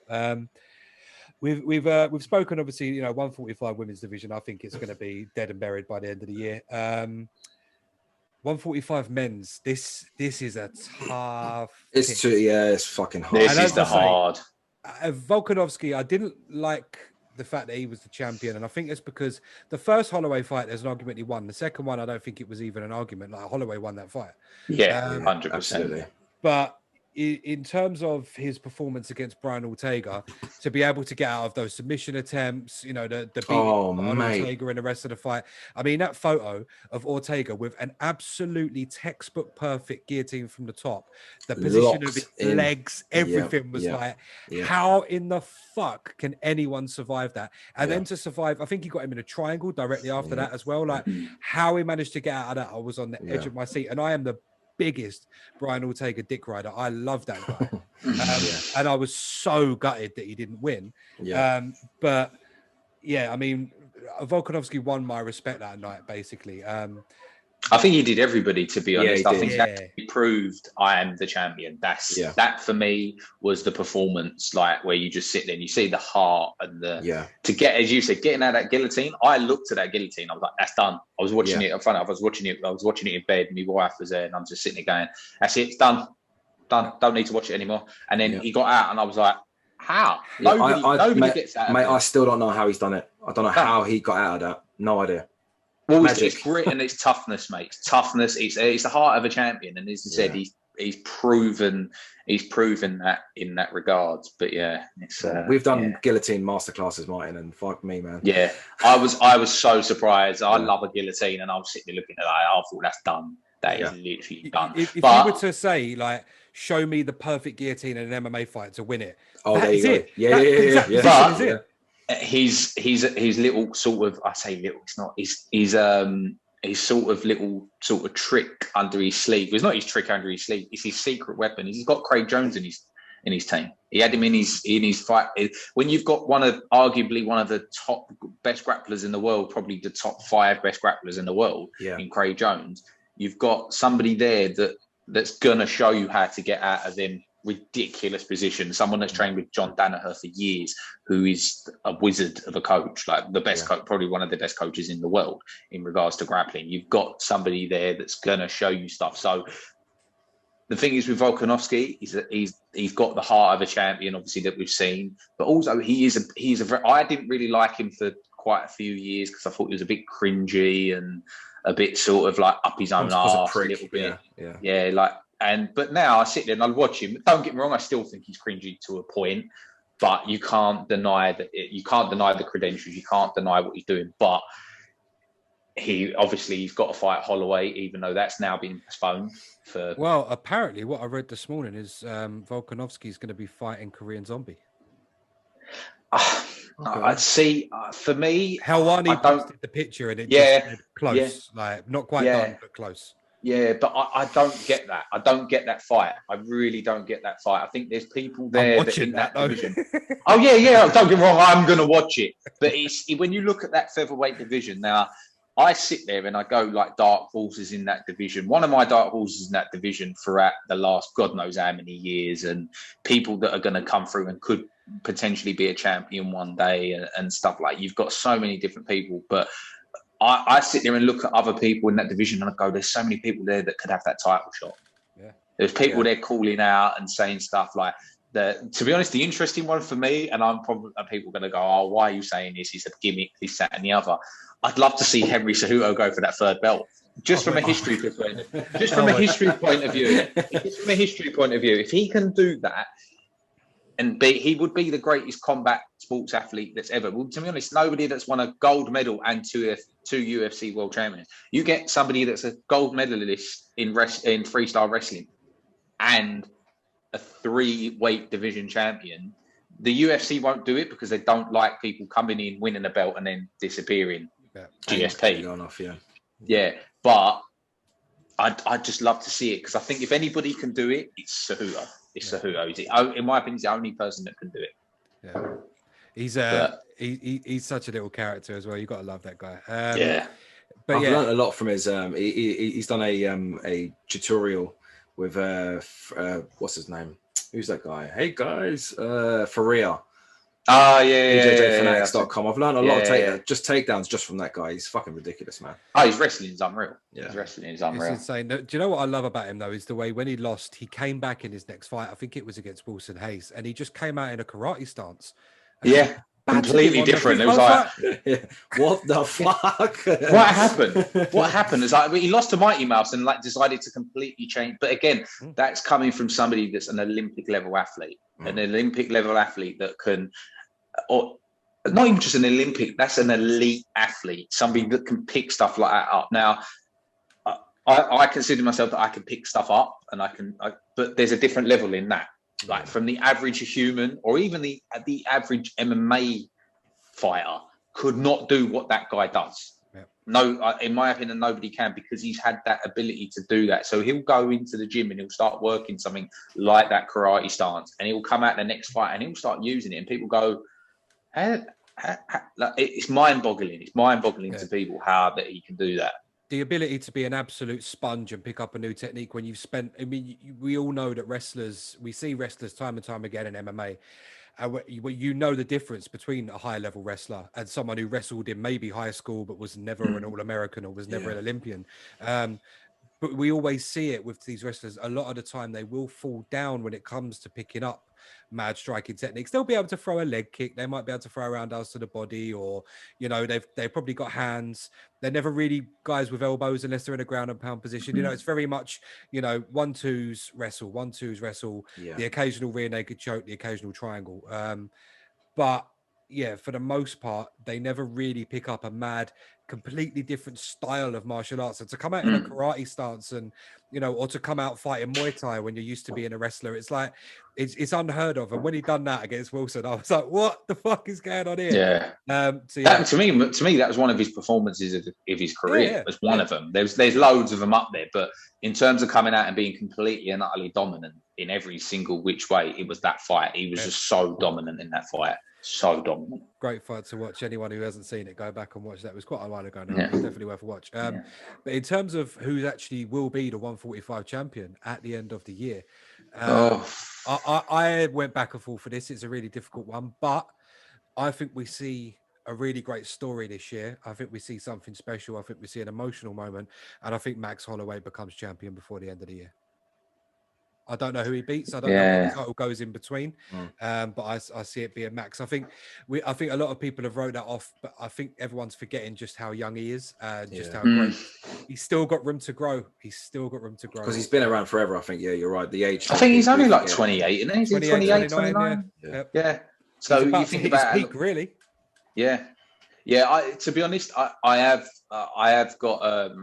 picked Holloway to get the belt back, but I wouldn't be surprised if Volkanovski holds on to it, purely for the fact because he's got that ability in them fights to win fights. He's got the ability to win rounds. That's where I think he's a little bit different to Holloway. Holloway comes out to beat you up, where Volkanovski's coming out there to win. And that's not a knock on him. That's actually what you're meant to do. You're the champion. You're meant to stay champion. But again, it's one of them. It's a difficult one for me. So I'm 50-50 actually. Technically, I'm 50-50. It'll either be Volkanovski or Holloway. Yeah, I've got a similar pick, but I think it's the heart and the brain, isn't it? I think, who do I think will be champion in 2020? That's the question, really, right? I think Volkanovski will be champion. Yeah. But I really want either Holloway or, well, actually, I think I want Ortega to be champ. Yeah. I love him as well. I love him as well. So I'm going to choose. What shall I choose? I'm going to say Volkanovski, just because of how he got out of, like you said, that's a true champion right there. Yeah. So yeah, I'm probably going to choose Volkanovski. Yeah. I think it's one of them two, and I don't think there's anyone that's quite there just yet. But yeah, as Martin was saying, there's like featherweight is still a who's who division, man. There's so many in there. Where the fuck is Magomed Sharipov? Where the hell was that guy? Zabit. Well, apparently he's had a lot of health issues. Yeah, a lot of health issues they've talked about. But again, my dark horse in that division eventually to finally get up there and fight a little bit more regularly and thing is Arnold Allen. UK guy. He's such a good fighter. Like I watched the other day, he posted on his Instagram, and there was a video of him versus when he fought. Bloody hell, it's just gone at me head again. I'm terrible with this. One of the scrap pack. It's going to think one of the guys that Diaz trained with for years, Saint Mendes. Oh yeah, Gilbert Melendez. Gilbert Melendez. Sorry, when he fought Gilbert Melendez, and you just see the technique in that guy. Like, he comes from a very good camp in Faraz Sahabi, and he's been there. He's on I think he's on like a 9-fight win streak in the UFC, but it's just not fought regularly enough due to injuries and stuff. Like, I know for a fact he's had a hand injury for the last sort of year or so, that he's not been able to really compete heavily, and that. And I think in sort of 23, 24, I think we finally hopefully get to see him fight either one of the. I think this year we'll see him fight some more top guys. I'd like to see him fight. I actually said this. Korean Zombie obviously gets the fight against Volkanovski, brilliant. But I'd have loved to see Arnold Allen versus the Korean Zombie. I think that'd be a good fight. I think that'd be a very good fight, a very big test for him. I think that'll be one coming down the road as well, to be honest. So yeah, he's up there. He's really, really great to watch. Great in interviews, really entertaining guy as well. Yeah, yeah, his win streak's absurd. With a couple of decent names on there as well. There's no denying him. Moving up to the 155-pound division, the fucking one of two divisions that I would consider the gold standard at the moment. The other one being welterweight. 155, current champion, our second fighter of the year, Charles Oliveira. Or Martin's fighter of the year. What do we see in store for the end of the year of 2022? Who holds the strap? I'm going to put my neck on the line. Islam Makhachev. You know what? It's exactly what I was going to say. Exactly. I think that's all three of our necks on the chopping block. Yep. I think all of us. Oh, yeah. I think, as you said, I think he's. Everybody compares him to Khabib 2.0 as such.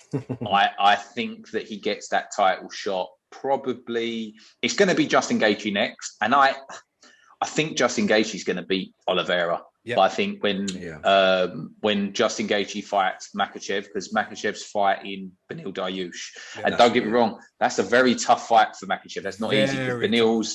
Beneil's a very, very good striker, but also a phenomenal grappler. Yeah. He's black belt. But I think, but high level black belt as well. I think he's competed in the ADCCs quite a bit and stuff like that. So it's going to be an interesting fight. But I think Makhachev's going to come through. I just think he's got that confidence in himself. He knows. Look, he's lost once. He's not perfect like Khabib was with the 29-0. But I think he's going to come in, and I think he's going to really, really push that this year to get that title shot, because I believe Justin Gaethje deserves the next title shot. But after that, it's got to be Makhachev for me. Yeah, I can't see anyone beating him. I think he's going to be. I agree. I think Justin Gaethje is going to fight Oliveira and will probably beat him. But either way, I don't see Oliveira or Gaethje being able to hold off Makhachev. We all made a big deal out of Gaethje when he went up against Khabib, because Gaethje's takedown defense is fucking exquisite. Like, he's a really good fighter. Even up against the cage, we've seen him before. People try and take him down. His defense, his stance, everything's amazing. But we saw Khabib made it look easy. And Khabib says himself that anything he can do, like, Makhachev can pretty much match. So, I think it is unfortunate. And to be honest with you, I'll say it here and now, I do not like Islam Makhachev. I don't really like a lot of those Dagestani fighters. I don't like their culture, what they stand for, all of that mad shit. Your wife's a towel, mate. I'm not really down with that, like the way they roll. They're friends with like really dodgy people, like them Chechen dudes, and all the dodgy money going through that region. Like, that part, and it's not necessarily their fault. It's just like, it's the community that they grow up in. But there's a lot of really shady motherfuckers over there that I'm like really uncomfortable with the fact that they're so embedded in MMA. But with that being said, all respect to every single fighter that comes out of there, because they're a different fucking breed. That place is like they're born in the pits of hell. They're bred for this. Yeah. You think darkness is your ally, but these people were born in the dark, molded by it and raised by it. Do you know what I mean? Like it is Bane 2.0 with these people. Like, it's madness. The thing is they've just they went from nothing to literally bursting on the scene. And obviously Khabib's now got his own promotion. Yeah. He's got his own promotion at Eagle FC, and he's no ring finally no ring girls, no ring girls. Ring girls with a towel over their head. Yeah, nobody's really come up with it yet, and I'm surprised that the UFC haven't jumped on board. But maybe they were waiting for another promotion to do it. But the 165 division, I think that's a division that's got to come in at some point. And he's obviously signed Kevin Lee. Kevin Lee obviously got cut by the UFC. I didn't agree with.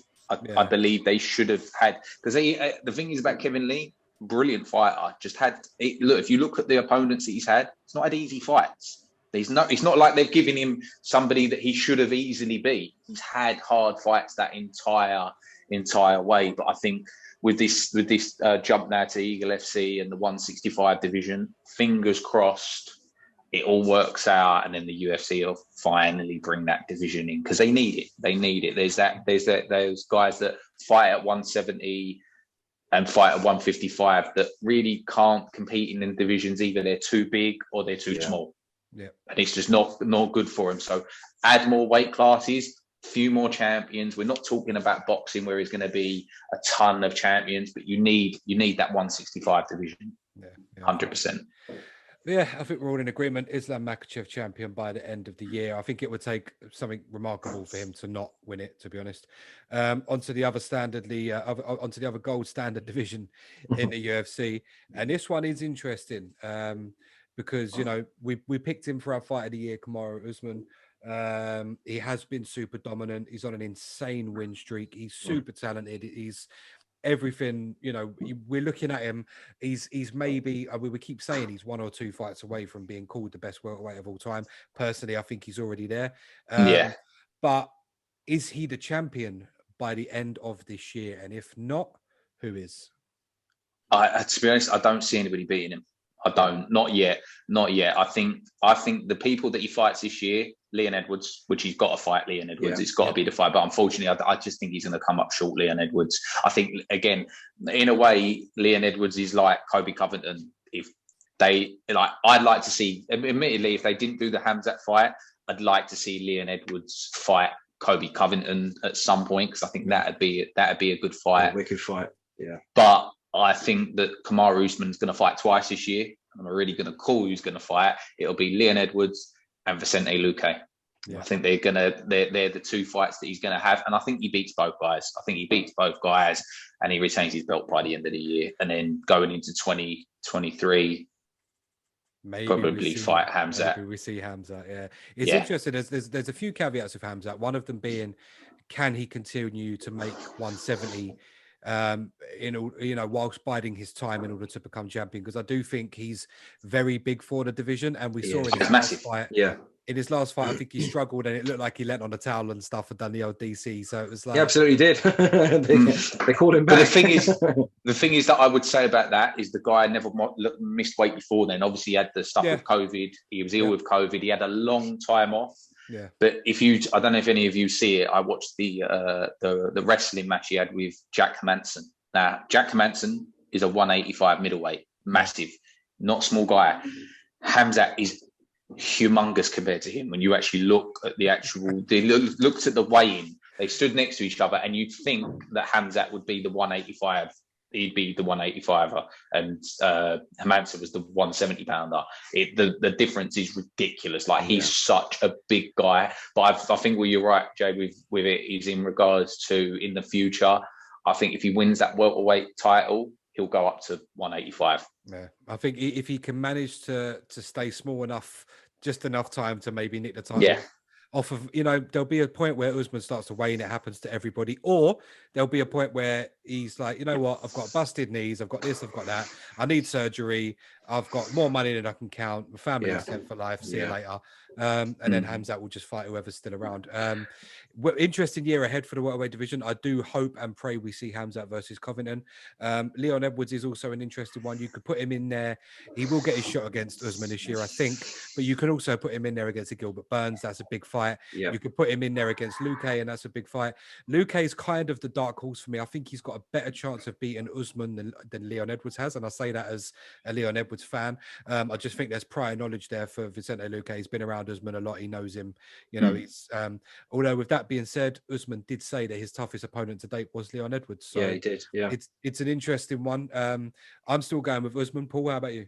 Yeah, Usman. And it's funny you mentioned about him saying that Leon Edwards was his hardest fight. He was, but Usman has improved so much more.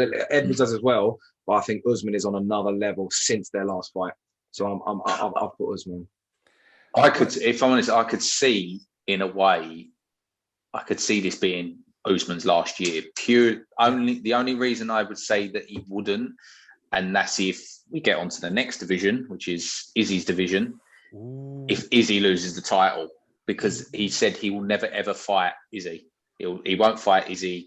He won't have nothing to do with that thing, because they are friends. They are really, really good friends, and they're obviously both Nigerian, and they're not gonna fight each other. And to be honest, I could, like, people go, oh, there's no friends in this sport. I'm like, there is. There's certain people you do a don't fight, and I think if he comes through the next two people, maybe even three, maybe he might stick around for the Khamzat fight, because he might just interest him to say, okay, you think that he's the boogeyman of the division?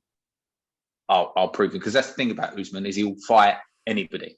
For years, nobody would fight him. Nobody would fight him at all. So, he's lapping the division as well. That's the biggest thing. It's like a challenge like Khamzat Chimaev, like, reality is it's that something to get out of bed for, isn't it? You know, it's not anything that you can really turn your nose up at, because it's like, all right, well, I've beat Gilbert Burns, I've beat Covington twice, I'm probably going to have beaten, you know, Leon Edwards twice. These are my closest competitors. If he then goes on to beat Vicente Luque, it's like, what's left? He's beat Masvidal twice. Do you know, like, he's literally beating the same people twice, because there's no one that can touch him. But you get a character like Khamzat, which is one thing, which is why I think Khamzat versus Covington will be box office. I think what you do with that fight is you put that on the undercard of, you know, maybe, you know, no disrespect, but a women's title fight, like a Shevchenko title fight, is your main, but you put Khamzat and Covington on that card to sell that card.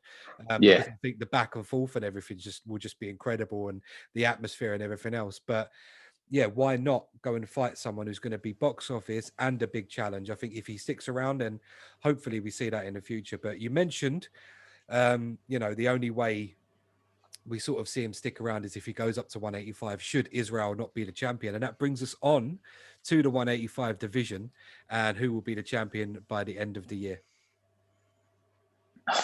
Izzy. Okay. Or my other dark horse, and it's Alex Pereira, because I think if Alex Pereira's I think he has got a fight booked. I'm not 100% sure. I haven't checked up recently. But when I found out Alex Pereira, he's turned into MMA and he's signed with the UFC, I was like, shit, these lot are in for trouble. Well, he was also one of the candidates for knockout of the year with his debut fight with the knee. Like, and up until that point, he was getting wrestled wrestle fucked up against the cage, and he was having a few issues, but come out, couldn't quite get his striking off to begin with. But then when he did. He just made it look ridiculous. And for that flying knee, as I said, for me, he's not even a dark horse. I think they're going to push him to the title quickly, but will it be too quickly? As I said, I'm not too sure, because I think Izzy's going to have a little bit of he's going to want that fight back, because he was the last person to knock out Izzy. I think that's maybe the first person to knock out Izzy ever. Twice, and if people haven't, I think it was once, if I'm correct. I think it might have been the once. Okay. Or he might have beaten him twice, but I think he beat him twice, but it was definitely one knockout for sure. Yeah. But yeah, I'm torn between them two. Like, I think the Whittaker fight is going to be a lot closer than people are going to probably give it credit for, because I think Whittaker this time will be a bit different and maybe will approach the fight a little bit different. But I still think that Izzy's going to come through and potentially thing. But again, by the end of the year, it's going to be one of them two. Again, I'm torn on that division. It's not as such as as a stacked division as the other divisions are. Yeah. But I think that Izzy's going to potentially come through this year. He needs to fight a bit more regularly as well. Obviously, they can't help it due to the restrictions in New Zealand and that. But hopefully, we get to see him fight a few more times this year. Yeah, I've chosen Israel as well. I know he's dipped his toes in light heavyweight, and that didn't work out too well. So I think he's going to be reigning champ for a while. At middleweight. It's interesting with Alex Pereira, and I say that because if he does get the fight against Izzy, it's interesting to see what happens. Does Izzy go sensible and use what he's learned at his time in the UFC and out-grapple him and, maybe force it into more of a clinch, dirty fight?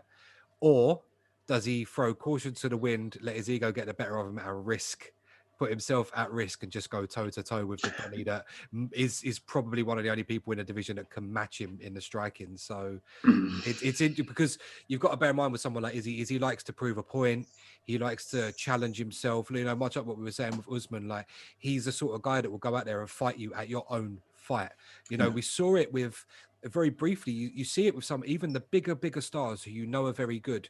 You see it with someone like Khabib. He did it with McGregor. He did stand toe-to-toe with McGregor, and he was like, no, I'm going to prove a fucking point. And he put him on his ass. But he also, the only round he's ever lost in his career was that round to McGregor, because he did stand toe-to-toe with him. And Javier said, like, he's like, don't do that. Like, this is not what we do. You're Khabib. Like, this is not what we do. And he said it the whole time. But Khabib, he wanted to prove a point. And I think Izzy's got a similar mindset. It's like, I'm the fucking best. I'm the champion. You're in my cage. And I will prove a point by standing toe-to-toe with you. And I think that would be the only real chance he's got of losing his title to Pereira. But with that being said, my pick for champion by the end of 22 is actually Robert Whittaker. I think he's going to win the rematch. I think he's going to win. And the reason I think it is for the reasons that Martin gave. I think he adjusts. I think he comes back different. And I think he does it enough to beat Izzy. I think there's enough there. I think from what we've seen of Whittaker since the first Izzy fight, I think there's issues there in Whittaker's mind of like he's not happy with the way he performed, and he's out there ready. If he comes in the right mindset, because he has spoken quite openly before about the way he's felt and stuff when he was champion. I think Whittaker's a much more dangerous man when he's chasing the title than he ever would be when he's got it. So that for me tips it. I think if we were looking at things in a different light, I think if the title had been vacant when him and Izzy had fought, I think that would have been a different story, because he don't have the pressure of being champion. I think Whittaker's one of them people that does get affected by that. So that's my pick. I think it's Robert Whittaker, because outside of Izzy, I don't see many people, if anyone, beating Whittaker. So they're 1 and 1A, and I've got no problem if Izzy does win it, but I am a big Robert Whittaker fan. So we'll see how that goes. We mentioned Izzy dipped his toe in at the 205 division. And all credit and love. I think one of the moments of the year for everyone was seeing Glover Teixeira finally win the title. Absolutely, at the age I of was so happy for him. 42, 43, 44, however old he is. I think he's 44, weren't he? Yeah, was he 43, it's 44? Absurd. Like, it's absolutely absurd. The way he done it, he made it look fucking easy against a really dangerous opponent. Yeah. And all credit and love to him. Like, no one deserves it more that's currently in the UFC. Yeah. But with that being said, there's always a but. Is the old man going to be able to cling on to that title for the rest of the year? No, I don't see it. I think that light heavyweight's a weird one, because obviously with the relinquishing from John Jones, what is it now? 2 years ago? Yeah, nearly 2 years ago. It's in one of them positions where anybody really could win it. Like we was talking about Reyes earlier. Like Reyes could have been the next champion. Yep. Obviously fighting Blachowicz. Blachowicz obviously surprised a lot of people. Surprised me. I didn't think he would win it, and he did. And then he beat Izzy and give Izzy his first loss in MMA, and done a perfect job. But for some reason, just didn't look right. But I'm a little bit torn with the lot. I actually can't say who's going to be champion at the end of the year. I can't, because it's one of them where I think that title is going to be defended a lot, or is going to be challenged for a lot more this year than any other division. I could see that happening maybe maybe even 4 times, you could see that, because you've got has Glover been booked against I'm trying to think of his name now. Blachowicz. No. I don't think he's fighting Blachowicz. I think Blachowicz is fighting Rakic. Oh, okay. No, that's it. Blachowicz is fighting Rakic, which is a massive fight, and I absolutely love it. But I'll tell you who it is that Glover will probably have to fight, because he is my pick for champion by the end of the year, and that is my KO of the year, Jiri Prochazka. Yeah. Okay, yeah. I as I said, that division's, because they've got so many new people coming in. You've got another guy called I think it's Jamal Hill, who's coming up in that division at light heavyweight. Jamal Hill, is he the geezer that Paul Craig snapped his arm? Is it that fella? Yeah. But again, Paul Craig's another one. He could come out. Dark horse. Yeah, he's a dark horse of division. There's so many. That's what I'm saying. The light heavyweight division, since John Jones obviously just decided to vacate and go to heavyweight, has just opened up, which is lovely to see. But it's just then having to pick who's going to be the next champion. It's like anybody could literally be champion. Anybody could be champion. It's one of them divisions now where it was like when Chuck Liddell lost the belt. Yeah. Or where you had Tito, then Chuck Liddell had it, and then obviously went to Randy, then back to Chuck, and so on and so forth. It went through that stage, and then Machida had it.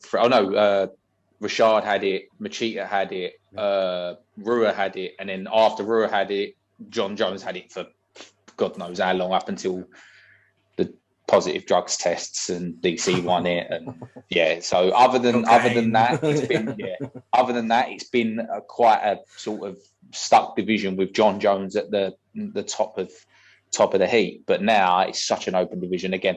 I think I'm a little bit hung on that one. I can't say who's going to be champion by the end of the year. I can't. I wouldn't. Don't get me wrong. I wouldn't be surprised if it's Glover. I wouldn't be surprised, because he's got that ability where he's come from all them years of being beat and then coming back and then being beat and then coming back. He's faced adversity. He might this year just go on a big tear and then retire at the end of the year and give it, right, I'm retiring with the belt. Thank you very much. I'm done. Yeah. I've actually put Blachowicz, the Polish power, man. That's what I think. Legendary Polish power. That's who I've put, bro. Oh, man, it's interesting. It's interesting. It is right though. You can make an argument that Rakic will be champion. You can make an argument Dominic Reyes comes back and is champion. Blachowicz comes back and is champion. Prochazka as well. He's a big one. He's my pick, because I just think he's got it. There's something really special about that guy. I think we see a couple of highlights from him this year, and I mean, even if he loses to Glover, I still think he comes back and wins the title by the end of the year. It was in between them two, to be fair, for me. Yeah, it's just, I'd love to see him fight Blachowicz. Like, I want to see that. Like, I really want to see that, especially after that Reyes fight. Scary individual. Speaking of scary individuals, let's move up beyond 205, land of the giants. The land of the giants. And I suppose we could tie it into a preview of the first pay-per-view of the year, which is coming up on the 22nd. I'm not quite sure when this podcast will drop, but it will definitely drop before then. January 22nd, you've got heavyweight main event of Francis Ngannou versus Cyril Gane, two former teammates. One drama, boy. two French-speaking heavyweights. There's no love lost between those two. Cyril Gane was one of the standout fighters of 2021. Francis Ngannou finally won the title and looked incredible in doing so against one of the heavyweight goats in Stipe Miocic, who's still only kind of in his prime himself. There's no saying that Miocic was on the slide or anything like that. I mean, it was a legit fucking stomping of one of the best of all time. There's a lot of controversy surrounding that fight.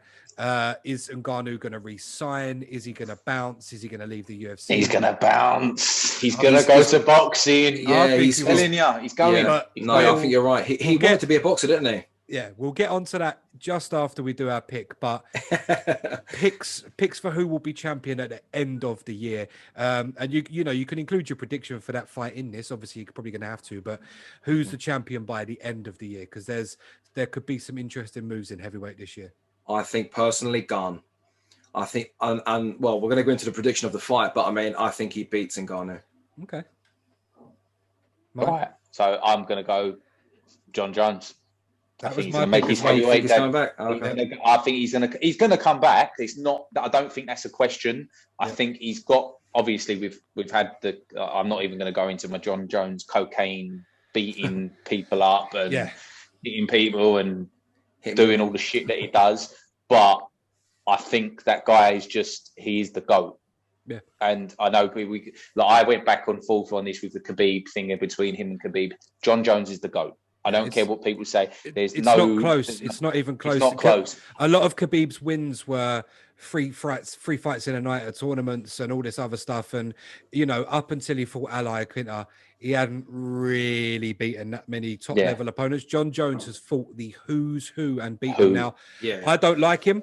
I personally think he has done steroids at some point, but he comes from that era where a lot of them were. So a lot of the people he was fighting back then were juiced to the gills. Cheshunt blatantly come out and said I was juiced to the gills when I fought John Jones. Like Vitor Belfort, Alice. I'm just going to say this. There was a video. There's obviously we all used to know him as Uberine. He's now fighting in Glory. Has anybody seen a picture of him lately? Someone put it up. I can't remember what it was. It was brilliant. Overeem found the fountain of youth. it's like, look, we all knew they were all juiced to the gills. Everybody knew it. It wasn't common knowledge. So if John Jones has done it, he's only done what other people have done. And I've recently listened to a podcast with Joe Rogan with an expert. And again, I'm terrible with names. I should really write them down a bit more. But the guy was talking about different athletes and how they can still cheat the system even to this day. Cheat the system. So there's probably still in the UFC people now that are still juicing, that can get away with it, who have got money to get away with it. So it's not something that's not. I sit there and I look at that and I go, you are cheating, but in every sport it happens. No matter how you do it. Look at jiu-jitsu, bro. Look at that. And that's not even regulated. It's not even regulated. No. They're all bang on it. People have tested positive, though. People have tested positive, but you have to be dumb to be tested positive. I'm not going to say that people are testing positive because I'm still involved in the jiu-jitsu community. Gordon Ryan. Not even just Gordon Ryan. There's other people, mate. There's so many people. There's people that I'm not going to say because we are affiliated. I'm affiliated to some of them people, so I can't really keep on saying. But there's people tested positive, but you have to be stupid to test positive in them places because they literally drug test on the day.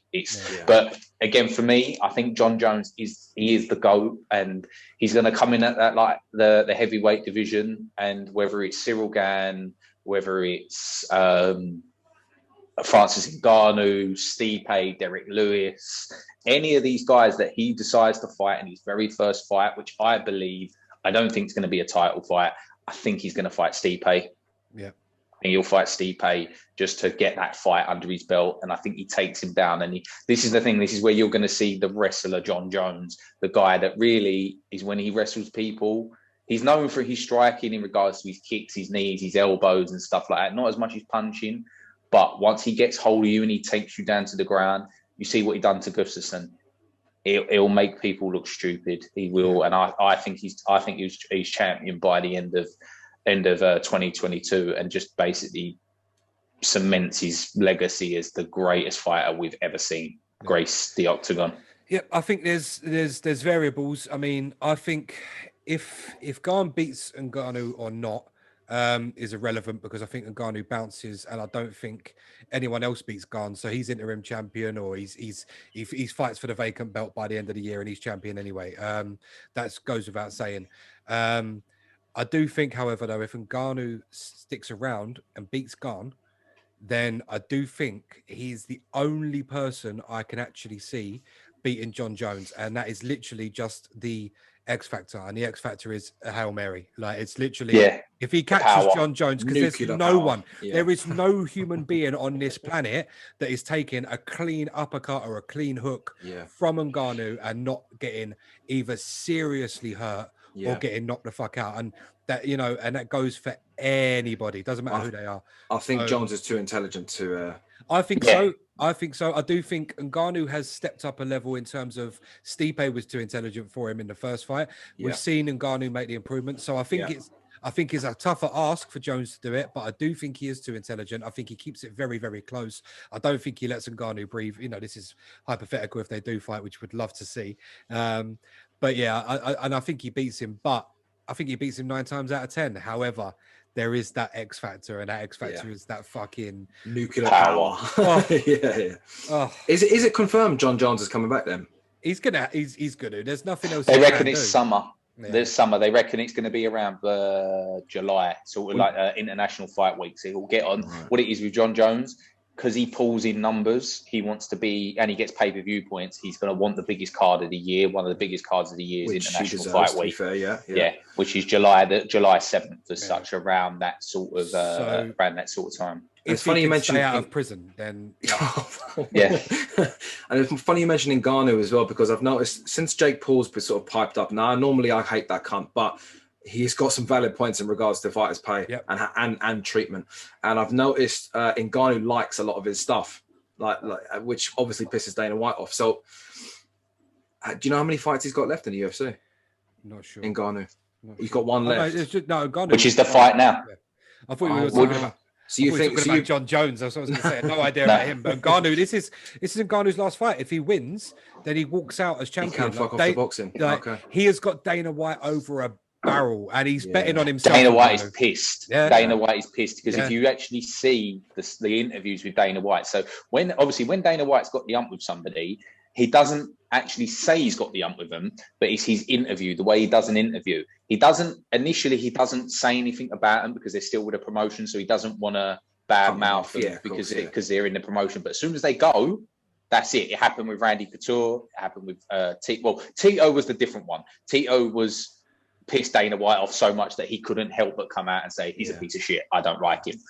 But with the Ngannou thing, what it is, and this is the issue that the UFC have had, or Dana White, has had issue with, because he went and let McGregor go and fight Mayweather. Other fighters have gone, well, wait a minute, I'm a champion. I'm a draw, which Ngannou is, right? Ngannou is a draw in regards to the UFC because of what he does. He hits people and they die pretty much. They die for a few seconds and then they come back to life. But he's already said it. He started in boxing and he wants to go and box. And the thing is now Tyson Fury is coming out and saying, I want to fight you. That. Yes, I did. I want to fight you in MMA gloves. And then Ngannou's come back and gone, why don't we do MMA in boxing gloves and stuff like that? So there's that back and forward. So I think no matter what, I think he does win or lose. I don't think he leaves the UFC. I believe that he goes off and fights. So I believe that he's going to beat Gane. I just think it's the X factor of the power. See, Gane has been very, very good at avoiding getting hit by Derek Lewis and people like that. Yeah. But Derek Lewis is not in Ghana. Francis Ngannou. Yeah. And that the improvements we see against Stipe in the last fight, I think is going to prove dividends. And because that video was put out of Gane and Francis sparring, that was years ago, so it doesn't really correlate to nowadays sparring, like what they're doing now, because they're obviously in different camps. To be honest, it's not between Gane and Francis, it's between Francis and Gane's coach. Francis's old coach. That is the issue. There lies the issue. So I think when it comes to the actual fight, I think Francis is going to go out there because he knows his back's against the wall. And when you talk about someone that's got that sort of power, you're talking about a guy that can hit you and put you out, and it only takes one shot from Gane. It only takes one shot. With Gane, it takes a few more. I think he'll be elusive a bit, Gane, but I can see Ngannou throwing some big power kicks, starting to really chop him down and go from there. Really, and I think he'll land the shot at some point, and he'll drop Gane, and I think he'll finish him brutally. Yeah. I can see it happening as well. It's interesting with the boxing situation. I mean, there's a possibility that Ngannou, he wins this fight. He's got Dana White over a barrel, and he has a new contract. And he says to him, "Look, there's a caveat in this contract. I get to go off and have up to 3 boxing matches, for example." I actually think, believe it or not, I think if he tries to have a straight up boxing match with Tyson Fury peppers him and just beats the shit out of him. Yeah. You know, in honesty, like, it's not even close. Which is mad to say because, you know, Ngannou does have that X factor. But we've seen this. We have seen this. Like, it's different in boxing, and you're looking at a situation. You're looking at a Mayweather McGregor again. You're looking at one of the best strikers in the UFC going up against the best striker but the best puncher in boxing. Just punching. It's not going to be close, you know.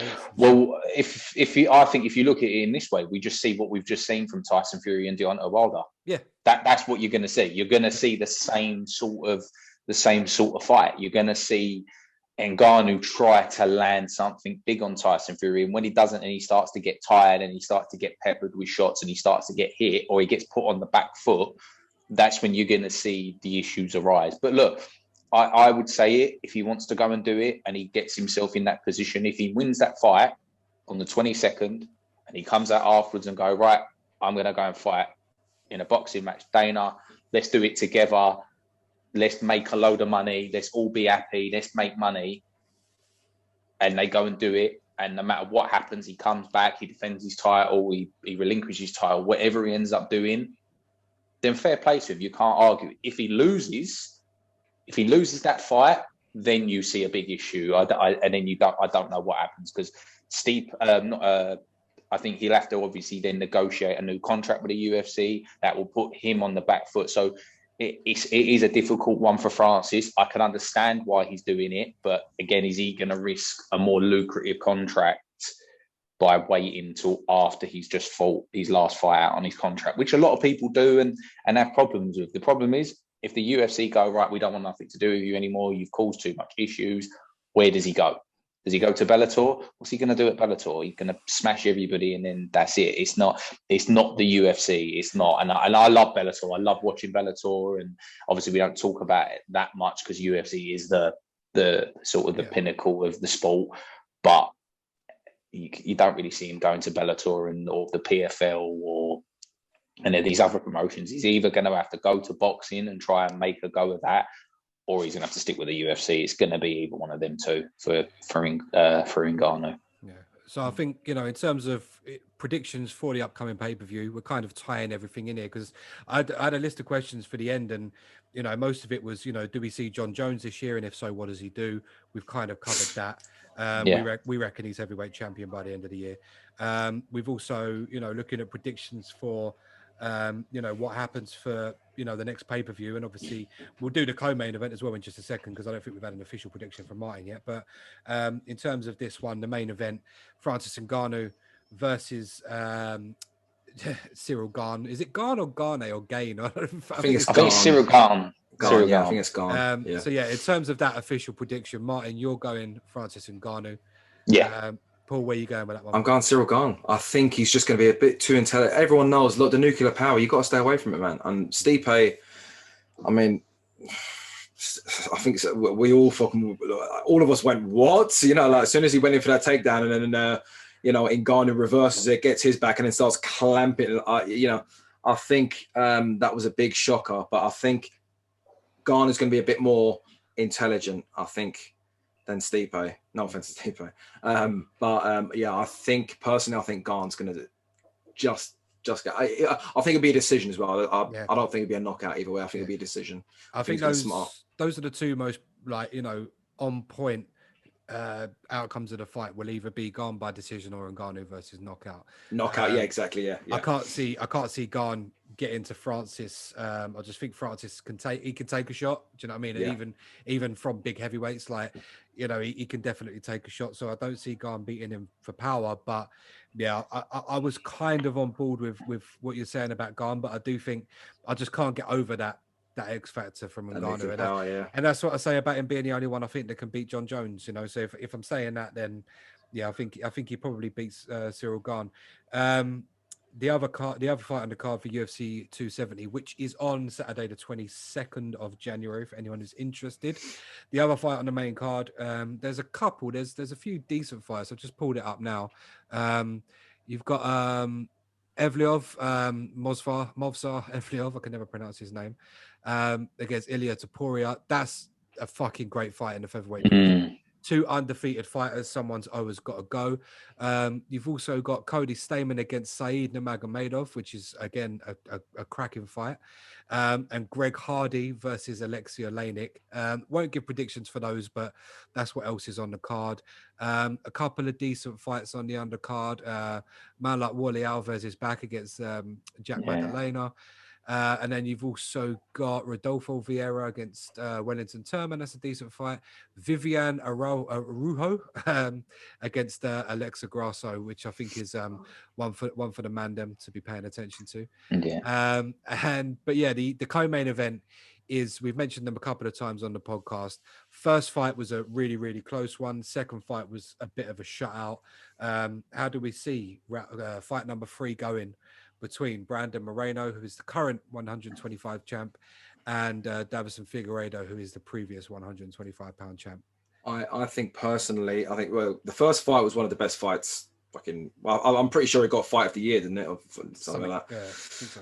The second fight is what is pretty much exactly how I think the third fight is going to go. I think it's going to be another dominant masterclass from Moreno. I think, as much as I love Figueiredo as well, I'm not taking anything away from him, but I just think it's going to be another dominant display personally. Did you see his Lego belt the other day? Did you see it? Yeah, I see that. I was like, that's brilliant. But yeah, I'm going to go Moreno. Mine. See, I think Moreno's going to do it. My only thing is I know Davison Figueiredo has not moved camp, but he's bought his camp and he's now training with Triple C, Henry Cejudo, like a lot of fighters are starting to do. They're starting to go to him. John Jones has gone to him. There's quite a few fighters that are heading over to Cejudo to go and train with him for the wrestling, but also for his combat knowledge in general.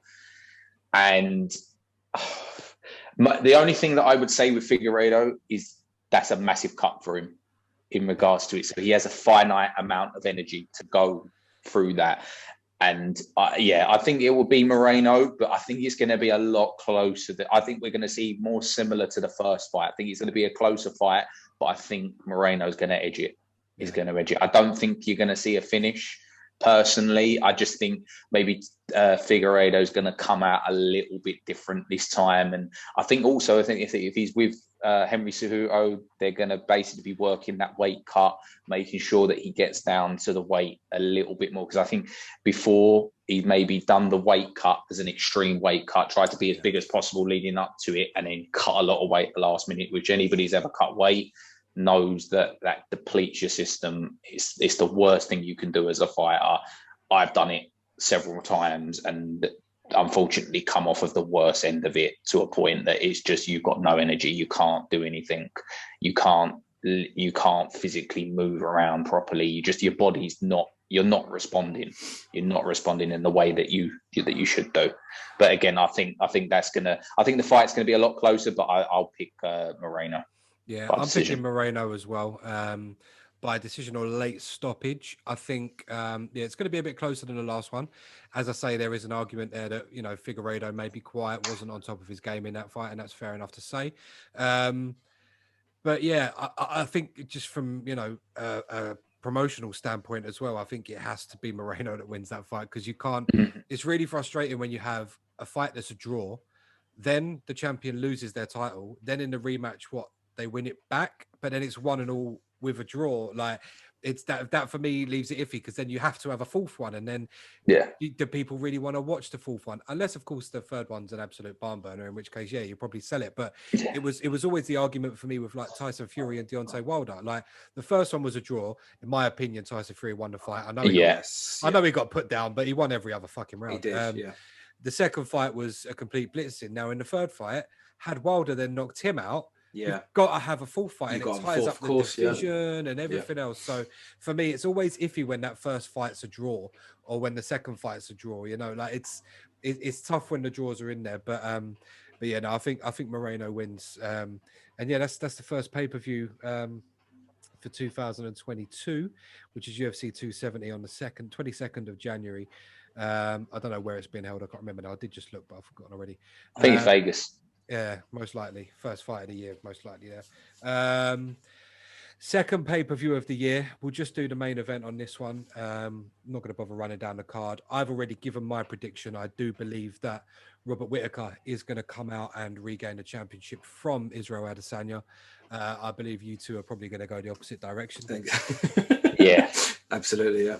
Yeah. I think it'll be a close fight. I think it'll be a very close fight. I think Whittaker's the problem with what Whittaker did last time is he tried to really lunge in and do stuff from very, very, very far out. He can do that with some people. Yeah. With someone like Izzy and his pedigree, you've really got to put pressure on him, but the right kind of pressure. So you've got to be able to cut the cage off, because he's obviously got that ability to move and slip out of the way, and you'll throw a shot and he'll be gone. He'll be off that way. He'll be looking at you going like, oh, yeah, I'm not getting touched. But I think it will be a closer fight. I think Izzy will finish him, but later on. I think it will be, and you know what? I think he's going to catch him with that same weird lean back left hook that he does. I think he'll just, I think Whittaker will have early success, but I think that will be his downfall. I think his downfall will be as he gets more success in the round and he starts to clip in a little bit more, he'll try to finish the fight to try and really put a stamp on that last fight. And that's when I think Izzy will catch him. He'll catch him with something big, like a left hook or something like that weird left hook that he throws, that I sit there and look at it and I'm like, it's such a lovely technique, but how he lands it and doesn't get hit is just it's mind-boggling. The guy's a ridiculous striker. Yeah, as I say, I mean, for me, I just think Whittaker is the only person in that division at the moment that beats Izzy, and I'm a big fan. And yeah, I outlined my reasons earlier, so I'll go against the grain and I'll pick Whittaker. But I know we're close to needing to wrap up, and we've done 2 hours, which is great. It's the biggest question in MMA this year and for the last 5 years, really. Oh, God. I know where it's going, yeah. I know where it's going. Do we see Conor McGregor this year? And if so, what happens? Because let's be honest, I mean, I haven't spoken to you two like in this format since, the leg break. I think it's one of the most unfortunate endings to a fight because, yeah, okay, Poirier was on top of him in that round, but there's nothing to say that McGregor doesn't come out and knock him out in the second round. You just there's so many variables that you can't criticize a man for not being able to fight on with a leg snapped in half. So it is what it is. We can all criticize his performance in the first fight. I think he looked a lot better against Poirier in the second fight. Yeah, he's now also looking massive. Whoa, he's looking uber reamed out. So yeah, he is. What the fuck is the deal with that? Do we see him in 2022? And if so, what does he do? Fuck, what a question, man. I don't know. I'm going to go right ahead. I'm going to go right ahead. I'm going to say 3 numbers.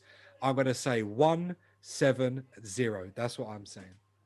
I see. Okay. Fight a 170. I don't think he's going to fight. I don't think he can compete at 170. He competes against the smaller guys. When you're talking about them big guys, it's a different story. Like he's not the biggest lightweight. This is the thing that everybody seems to forget with McGregor. He's not the biggest lightweight. He's like between lightweight and featherweight. He always has been. He's a massive featherweight, but not the biggest lightweight. So if you look at that, like people were talking about him versus Oliveira, I'm like, no. You don't not to do that your first fight. No, not that. It's not. It wouldn't be fair to division. Look, I don't care. Obviously, the UFC are there to make money. We all understand it, but to go and do that would be a right kick in the teeth. You're taking the piss out of the rankings as well. Yeah, and also Justin Gagee was said, "I'll write if I don't get the next title shot," and he would be more than I'd be happy for him to go up to a bus and throw a gurney through it or whatever he's going to do, start throwing stuff through a window. I'd be like, "Go on, Justin, crack on, you go and do it," like because he deserves it. Like he was the last person, obviously, to get beat by Khabib. Yeah. And that was look. It is what it is. He's done. He's come out. He's beat Michael Chandler. He does deserve the next title shot. So, but in going back to McGregor, I see him fighting, but I don't see him fighting for very long. I think he's going to have maybe a couple more fights, probably see out the year, fights. But I just think, and again, I'm a fan, and I was hoping that we were going to see that old McGregor as such, and and that. And again, in the second fight, he looked so much better in the second fight than he did the first fight. Again, I know he got taken down. I know he got controlled a bit on the ground, and he done some cheeky stuff in regards to hooking inside the gloves with the up kicks and stuff like that. But he plays the game. He played the game. Look, at the end of the day, if the ref doesn't see it or the ref doesn't do anything, you carry on. If you're going to complain, you're going to complain. Look, right, people won't like it. But it's going to be a hard injury to come back from. Anybody that's come back from that injury has never really looked the same. Anderson Silva never really looked the same after that. Obviously, don't get wrong, he was on a bit of a decline anyway. But I think you're going to see, I think you see him fight maybe a couple more times in the UFC. And then I think he'll go to boxing again. I think he'll go and fight. He'll go and do a couple of novelty boxing fights against people. I don't want to see him fight Jake Paul because I was sitting there waiting for that. I don't want him to look. All the credit to Jake Paul in a way. Like, he's gone out there, he's beat Tyron Woodley, he knocked him spark out badly, and that. But I believe that Jake Paul's got to fight somebody who's a boxer. Yeah. Whether it's Tommy Fury, whether it's somebody else, he's now talking about he's going to go and fight in the UFC if Dana White agrees to do this, that, and the other. The juicing to get like him them all talking about him being on steroids. He's 100% on steroids. He's 100% on steroids. He's on all the Mexican supplements that he can possibly get his hands on. He's got the money to do it. Again, he's got the money to go out there and pay for that and have him do that. And fair play to him. If he can get away with it, he's getting away with it. He doesn't want to be drug tested. The Tommy Fury fight, when he was going to be fighting Tommy Fury, they said that was put in the contract that they wouldn't drug test anybody. So that there shows you it's not fair. But getting back to, sorry, I'll get back to McGregor on a bit of a tangent there about that whole situation. I think he'll fight this year. I think he's going to fight. He'll either be a Tony Ferguson or a Michael Chandler. It's going to be one of them two. I think it'll be one of them two. I'm more intrigued with the Michael Chandler than I am the Tony Ferguson. Because I think the Tony Ferguson fight, I think he knocks him out badly. I think he does. I think he waits, he bides his time a little bit and really, really does something like the Cerrone fight. I was just about to say, like a cowboy scenario. Yeah, something like that. But the Michael Chandler fight, if McGregor wanted to get himself back into a title picture, that's the fight that you'd need to take. I think the Tony Ferguson one would be a nice warm-up fight. Not saying that Tony Ferguson can't win. I'm not saying that he can't win, but I'm saying that Tony Ferguson he's on a rapid decline now, and I think we've all started to see that. I think his game's sort of been figured out and what he does, and he's hittable. He's hittable. He's shown he's hittable, especially Justin Gaethje showed it, and Justin Gaethje isn't the striker that McGregor is. He's a very, very, very good and accomplished striker. But if you look at what McGregor does, and I could see it in the Dustin Poirier fight before the leg break, you could see him setting up that left hand and the right, and even the right hand. He was hitting him with jabs and all sorts. It was a good fight until it ended with the unfortunate leg break. But again, I don't know. It's a difficult one. It's, as Paul said, it's such a hard question to answer. What's going to happen with him? Whether he'll come back, and he'll come back. He will come back. He will come back. Yeah, I think he will. It's just who's the right fight for him? Who's the right fight? Yeah, exactly. And also, he's out the rankings now. He's out the rankings. Yeah. He's out of the rankings. That came out yesterday. Yeah. I think he's out of the top 15 because he was ranked 9. I think he was ranked 9. He was. Yeah. The New Year rankings as such. I think they put him out of the top 15. I think, or he's out of the top 10. One of the two. Would you like to see Dos Anjos? There's a little bit of bad blood between them as well. It might be a nice sort of comeback fight for him. Yeah. To be honest, that's a good fight for McGregor. That really is. That is a good fight. Dan Hooker, I think, is going to move to 145. Oh, okay. I'd heard that. I think he'll move. I'd heard that. I think he'll move. I think he'll move to 145. And to be honest, don't think it's a bad decision for him. I think at lightweight, he's a big guy and tall. But he's not. His frame is not that big, and you see that in the Makhachev fight when he literally just got manhandled by Makhachev. He literally got manhandled. It'd be like watching you, Paul, and your son having a match. That's what it was like. It was like he just grabbed him, just took him down, and just did at will what he wanted. Any predictions, Paul? Anything from you? For McGregor? What, for him coming back? Yeah. I think he absolutely comes back, and I think I would look. Tony Ferguson's the obvious one, but I do think I don't know. I think a Dos Anjos will be a good fit for him. There's a lot of bad blood there anyway, so that would get pay-per-views in. Yeah. It's a fight that should have happened. It should have happened. When did he pull out? Because he was the one that did he have a leg break or something? Well, what happened was McGregor won the featherweight title and then immediately went to fight Dos Anjos. And that's right. Dos Anjos, he pulled out. It was a broken foot or a broken rib, and then I think it was broken foot. It was a foot, yeah. And that's how we ended up fighting Nate Diaz the first time. So it just changed the course of history. If you remember, they did a press conference when McGregor with Chapo. Like it was all there, and it was already so funny. That was prime McGregor, man. It's a shame how he sort of. And this is the thing that people forget. People gave him a hard time about not defending at featherweight or being able to fight Nate Diaz and then straight away fight Eddie Alvarez. It's like, well, hang on a minute. He was due to fight for the lightweight title and he had that stolen from him. Yeah. He then never backed out of Conor McGregor's known for not backing out of fights. Yeah. Like even if he's got an injury or if there's a change of opponent, he's never not said yes. So with Nate Diaz thing, like that wasn't his fault. So of course he goes, and I mean, he beat Nate Diaz. So and he's the biggest star in the UFC, and Eddie Alvarez had just beaten the guy that McGregor was supposed to fight. So of course he got that title shot. Yeah, but that was the time when that got cancelled. Sorry, Martin, go on. Well, no, that was the thing when you said about not pulling out of fights. Apparently, that was the talk coming out of the Dustin Poirier fight. Not that it got said, it sort of got said about had a previous injury and that, but John Kavanagh. He's apparently always had problems with his ankles. That's something apparently that's been knowledge with his instructors and that he's always had problems with his ankles. He had this, I don't know if it's like an arthritic problem or something along those lines, but they said that there was issues in the camp because if you watch the lead up, he was actually wearing shoes because people were complaining that he had shin guards with shoes on, like high boots, like boxing boots. They're like, oh, you can't be kicking with that.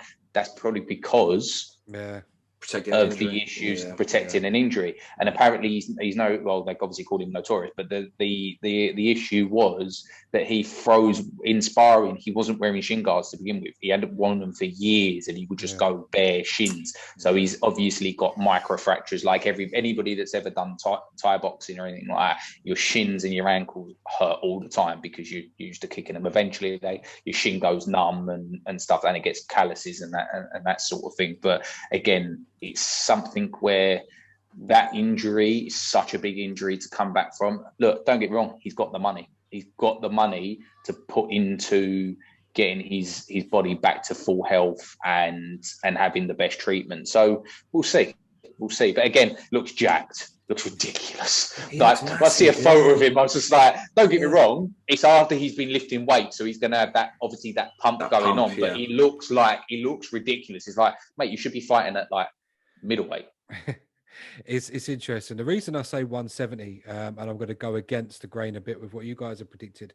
I do agree that he's not an actual 170er, but I think what he does this year, Tony Ferguson's an interesting fight as a comeback, but I think he's aiming for 170. And the reason I think he's aiming for 170 is because he's chasing one of two fights, if not two fights.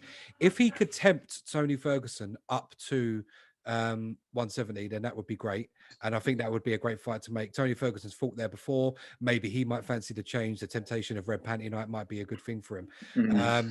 However, the fights I think Conor McGregor is chasing, and the reason I think he's staying as big as he is because he's fighting two people this year, Jorge Masvidal and Nate. I think those are the two fights that we see Conor McGregor, because I don't think, despite what he might say, despite what his camp might say, despite what we all may think, I don't think he gives a fuck about coming back and being champion. I think he comes back and he fights these big, fucking huge mega fights. Yeah. And there's no two bigger fights for him. The only bigger fight for him is Usman, and he ain't getting that fight. Usman's not going to say, well, Usman would say yes because he's not a dumbass, but it doesn't get Usman out of bed as far as I'm concerned. There's 1,000,001 people in the queue. No one really wants to see that fight. What people want to see is the Nate Diaz trilogy, and they want to see him up against Jorge Masvidal because that sells millions. Fuck yeah, for the BMF. Yeah. Right. Yeah. So that, even if they don't do it for the BMF, it would be just the biggest money fight going. Like, to be honest, them two fights, I think you are right. Them two fights are the fights that really if you talk about think money, personally, that's where I think his mind is at. That's where I think his aim is. I think that's his target. That's his goal. And I think we see at least one, if not both of those fights in the new year or in this year. And I think it's all going to depend on which one of them he fights first, as to which one of them, as to how many happen. Because I think if he loses one, then I don't think he fights in the second one. But I think if he comes out and, say he knocks out a Masvidal, or he beats Nate, or, maybe he even knocks Nate out, then he fights the other one. But I think if he comes out and he loses, or loses badly to either one of them two, then I think that, I think he might turn around and just say, fuck it, and just bounce off to boxing. But yeah, that's what I think his goal is. And who's to say that he doesn't fight both of those guys by the end of this year, and then next year there's an argument that he can fight for the welterweight title, and Usman turns around and says, yeah, fuck it, let's go. And yeah, he'll probably get mashed to pieces. But like, why not go for that third title if you could put yourself into a position? I don't think he can come back and fight for a title. That's way off. I don't think he can come back, for the same reason that he couldn't come back and fight Oliveira. Like, he's not allowed to come back and fight Oliveira. There's no fucking way he can come in and straight away fight Usman. Yeah. So he's got to earn it, and I think he knows that, and I think that's his aim. I think is freeweight world champion. I think that's his aim, and he's got to do that by fighting those two blockbuster fights. He don't want a piece of Colby. He doesn't want a piece of Leon Edwards. He definitely doesn't want a piece of Khamzat. Possibly there's an argument he could fight Gilbert Burns, because Gilbert's a smaller welterweight, but I think Gilbert will piece him up as well. So who knows? But yeah, I think he's got a chance against Masvidal. Definitely got a chance against Nate Diaz. But those are the two for me that I think we see Conor McGregor fighting in 2022. If not them two, then as I say, Tony Ferguson fight I like it for Conor, and I like it just to watch it, and it's something we've always wanted to see. It's sad because it won't be, prime El Kukui fucking the lunatic that we all know he has been in the past, but it will still be good to watch. Same as it wasn't prime Cowboy that fought McGregor, but it was still a spectacle, So that's my prediction. He's fighting either Masvidal or Nate Diaz first, and then he'll fight the other one after if he wins the first one. So yeah, interesting. On that note, very quickly, we'll do one last prediction. If he fights Nate Diaz, fucking hell, we'll do Nate Diaz first, just very quickly. Does he beat Nate Diaz in a trilogy fight? Yeah, I think so as well. I think so, yeah. But if we're going to go on to go on, Paul, you go yes or no. I don't know, man. It's hard with him. Look, I'm going to say yes because I fucking love McGregor, but I mean, he's carrying a lot more weight now, man. He's I don't know, he's so much more bulkier. But I think that's the point. I think the point is he's put that weight on to bulk up, to train and do cardio at that weight to really assimilate to 170, because he knows that his cardio's dog shit at 170 if he just tries to bounce between. So that's why I think he's settling for it. I think he's like, do you know what? Let me put this muscle on, do as much cardio whilst I've got this weight on as possible. Yeah. And then by the time I'm walking out there, he's probably going to walk out under 170. He'll probably walk out around the 168, 169 mark. And I think he'll be in a really good condition, which he has to be to fight either one of those guys. So, yeah. Especially Nate, fucking hell, especially Nate. Yeah, Nate's more the one than it is Masvidal. Yeah, but I just think it's similar to what you said with Tony Ferguson. I think Nate Diaz is just so hittable, especially at this stage in his career. And yeah, I just think as time's gone on, I think McGregor's added a bit more to his game. I think he's probably got a lot more sensible. Although, obviously there's arguments around that because he's been a bellend in public life. But, in terms of fight IQ and everything else, I just think, I think he edges Nate. Paul, what's your prediction for Nate? And then we'll go to Masvidal quickly. Nate, it's hard because like I said, like Nate with Leon Edwards, he could have, there was a point where he could have knocked out Leon Edwards and then he pointed at him and anyway, but I mean, see, that's what's got me. I'm thinking Leon Edwards versus Conor. I think I would fancy Leon. Yeah. Nate and Leon, it was such a good fight, and now I'm thinking, fuck, I don't know. And then with like cardio, I think like, why would you put on so much muscle and then try and work your cardio with the extra muscle? It would make sense to do it while the weight you're at. But fuck it, I'm gonna say Conor. Fuck it, why not? So we'll go for Masvidal. Martin, what do you reckon? Masvidal by murder. Fuck yeah. Yeah. I just look. They're two completely so. If you look at again, MMA math doesn't always work, but you see what Nate Diaz managed to do to McGregor in 2 fights, right? Don't matter what, he's only done 2 really good fights and really difficult fights. It was for McGregor. Now look what Masvidal did to Nate. Yeah. To me, Masvidal is the issue. Look, Masvidal is such a good fighter. I will say this is one prediction that I have. It's not for this year, but for next year, being that whatever happens with Eagle FC and the 165 division, I think we look at maybe the end of 2022, 2023, we see hopefully that 165 division. So if someone like McGregor's still around at that point and has still worked his way and decides, you know what, speaks to Dana, go, Dana, put the 165 division, give me the opportunity to win my 3rd title at 165, not 170. Could it work? I think it could, but I think Masvidal is one of them that could be the champion at 165. Never is going to be 170. Yeah. But I think he just destroys McGregor. I think his ability, his striking is ridiculous compared to McGregor's. McGregor's got power, but so has Masvidal, and he's got technique as well. Yeah. And then you add in the grappling, Masvidal can out-grapple McGregor all day long. Yeah. So I just think that's just a bad matchup for McGregor. I'm going to say the same, but I'm going to say more of a decision, I think. I don't think it'll be a knockout or a stoppage. I think it'll be close. But yeah, I'm going to go with Masvidal as well. Yeah, I would say Masvidal wins again. A fairly close fight. I think against Nate, McGregor again can weather that cardio storm and, you know, probably can put a hurting on Nate, given that Nate's not got any younger and they last fought 5 years ago. I know McGregor's a bit older as well, but he's younger. He's taken less damage in his career. You know, there's a load of variables there. So I think he can get the better of Nate, which is why I think he fights him first. That's not to say that Nate doesn't beat him by any means, because I'm 60-40 McGregor in that fight, and I'm 70-30 Masvidal against McGregor. So, you know, I think he's got more chance of beating Nate than he has Masvidal. Still has a chance of beating Masvidal, but yeah, I think Masvidal beats him. So I think we see him fight Nate first and then go on to the Masvidal fight. But that's what I think he's doing this year. Be interesting. It will be interesting. Just see if he can come back from this leg. That's the thing. The leg is going to be a big thing, and that's a key in the work as well. By the way, that we probably haven't spoken about is that those leg kicks are a key for him to beat Masvidal. Oh, not Masvidal. To beat Diaz. Yeah. And if he can't throw that leg for whatever reason, whether it's he doesn't want to throw it because he's worried about it, or if there's potential a risk to further injury, if not retirement, which would happen if he broke that leg again. Yeah, it's game over. That's it. It's game over. He's going to have that anxiety, isn't he? He's going to have that exactly the same as Anderson Silva. If you realise when Anderson Silva fought, when he come back after that leg break, barely threw a kick for ages. It was a good 2 or 3 fights before he started really throwing those kicks again. I think the only way he could utilise his kicks against Nate, and what I think you will see if they do fight, is the straight kick up the middle to the gut.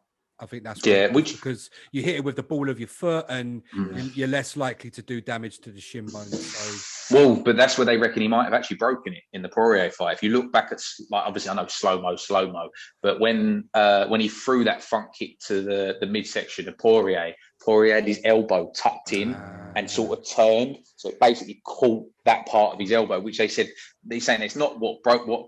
Potentially could have broken it, or that's what made the extra weakness it beforehand. Yeah, but before, when he stepped back on it, that's when obviously then the break happened.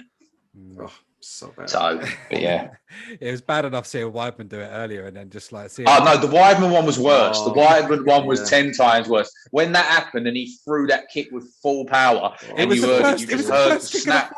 It was the first strike. It was the first thing in the fight, and he literally hit it, and you just see his leg fold under him. You're like, oh no! And it's exactly the same as fucking Silva. As the Silva, Apart from that was an outside kick, and I think the Silva one was an inside kick. If I'm correct. Yeah. But that's the only difference. Legs bend around the inside. On the inside of his leg. Where when it happened with Weidman, I was just like, oh man, you could not get any worse luck. I remember when the Weidman one happened. I was because I was watching it on a stream, and I was on Twitter flicking through, and the first thing I saw was, oh my God, I can't believe that's just happened. And I was like, put my phone down because it hadn't, the fight was just starting. So I had like a 30-second delay from whenever someone in the States was watching it. I was just looking on the hashtag and I was like, oh shit, what's happened here? And I'm thinking like, it was Uriah Hall, wasn't it? So I'm thinking like, he's done some like spinning head kick and knocked Wyman out in the first second, or Wyman's done it to him for some bizarre reason. I'm like, oh, something's gone on here. And then it was that. And I was like, oh. You don't know where to look. It's like, it's one of them. It's like you want to watch it, but you don't want to watch it at the same time. I think the reason Wyman's one being so bad was the fact that it actually went through the skin as well. I think that's what makes it 10 times worse. It's gone through the muscle, UFC. I have to give it to the UFC cameramen because they are very good now with just getting away from it. I remember a time when that shit used to happen and they used to just focus in. I think it was Frank Mir versus Nogueira, where they had literally focused in on the arm, was just like dangling by his side, and the UFC cameraman just focused right in on that point. I was like, oh. That was it was a bad one. All them breaks, the thing is, I can watch them, but it's the noise. The noise does me more than actually watching the break. It's that snap. I think for me, it's the stepping back and seeing the leg just completely fall in half. That's what does it for me, man. It just goes to show you, though, that it's not actually the broken bone that causes anyone any pain, because you see it time and time again. McGregor clearly never felt it as he went down. It was more the falling that he was like, fuck, what's this? Same as with a lot of the calf kicks where you see, it's happened to Michael Chandler. It's happened to Henry Cejudo, like even... Drop foot. Yeah, just that weird thing that it's just the loss of feeling is the human body's a mad thing. But boys, it's been an absolute pleasure and a privilege to have you both on for the first recording of the year, and the first time I've sat down with two people at the same time and had a threesome. So you love it. But yeah, tell people where they can catch you guys on the social and harass Paul to get a new podcast out. Do you know what? And do you know what? The last podcast we done was actually us three together, wasn't it? Yeah. That's the last podcast I done. I just found that as soon as the gym opened, I had every intention of. I think it was the ESL that had just broke. Yeah, we covered that. We covered that, and there was a couple of things, and I had every intention of just carrying it on and all that sort of stuff. But as soon as that gym opened, I wanted to push my purple, man. So I was just relentless with training. Then I had a back injury, and fucking that kept me out for a bit. But that's because you were pushing your purple, you cunt. No, that's because I was at work. All right, okay. And it happened at work. But yeah, I was pushing for that, and I just more than anyone, bruv. Like, it's the time you've got to have.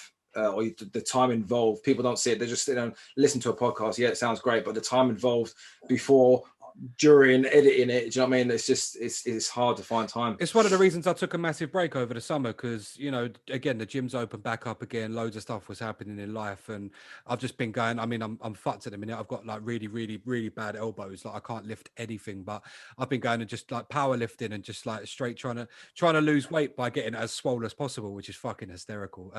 It's mad. I'm lifting like twice as much as I used to be able to lift, and I'm weighing like about 3 kilos less. So it's just like I've been dieting and doing all of this shit, but it's just like, yeah, you do realize that you're actually just like gaining bare weight. So it's all muscle though, so it's all good. But no, I was the same, like literally just too much going on in personal life, and just when things started opening back up, it's like I've got so much life to catch up on. Of course. That it's become difficult. But yeah, it's been back from, I think November. I think I started it up again, and season 2 is well underway. And really lucky to have you guys on. So with that being said, we're not going to dodge the question, Paul. Where can people attack you? For not having a podcast? So Instagram, Twitter, Paul _SESS DJ. You can find me on both of them, and Facebook, just search the same as well. Cool. Mine. Oh shit! I've got to try and remember what mine actually are. I don't actually go. I'm not the biggest social media. I think I'm only on Instagram. I don't go on Facebook, and it's just my name, Martin Johnson, 1998. Other than that, to be honest, actually, a bit of news for you all is that I spoke to Paul about it briefly last night. Is I'm starting to get into a bit of recording in videos in regards to stuff. So fingers crossed this year for a few more. Hopefully, we'll get a UFC London card in March, and I hopefully fingers crossed, if I can sort of swing it, I'll be getting down to the fighters' hotels and meeting some of the fighters and maybe trying to put some video content of that out and bits and pieces like that. And again, if we do more podcasts, I'm trying to get people have been on at me since doing the podcast with you guys and that, and people are getting on at me about doing a podcast, and I'm just like, oh, do I have the time to do it? And I do have the time, I'm just lazy. I'm just lazy. It's just about getting yourself into a position where you can set aside a couple of hours a week for doing it, and sometimes you can and sometimes you can't. But no, your Instagram's got a load of cool pictures of you from your fighting days and pictures with other fighters as well. So build on it, mate. Add to that and just keep on with it. And if we do, I said this to you guys before, but if we do manage to get a UFC London card together, and if we don't happen to be going, there's always the option to sit down around a table and do a fight companion. So that would be well. If I'm honest, I'm going to be there no matter what. I've already said it. If they pull this because I haven't been to a UFC card since Henderson Bisping 2 in Manchester. Yeah, that was the last one I went to. It's the last one I went to. I've been to a Bellator since then, but I haven't been to a UFC since then. So I don't know if I've been to a Bellator because, funny enough, Bellator's coming over. I think Michael Venom Page is going to be fighting for the welterweight belt as well. That's coming up. I think that's meant to be either February or March. I think. I went to Paul Daly versus Rory McDonald, which was okay. I went there. Yeah, I did that one. I did that card as well. Good little night. It was good fun. But yeah, no, if or any other European card, because sometimes we get those cards that are run at like 6-7 o'clock in the evening. So if we can get do a fight companion, it'd be worth it. But yeah, guys, thank you very much. No worries. Episode done, over and out. Don't forget to follow, share, subscribe, all of that good shit. The Over the Hill podcast at gmail.com to get any of your infos or arguments through against our predictions. And yeah, thank you very much for tuning in for the last 2.5 hours of MMA madness. The Over the Hill podcast, special guests, the one and only Paul Ess and Martin Johnson, over and out.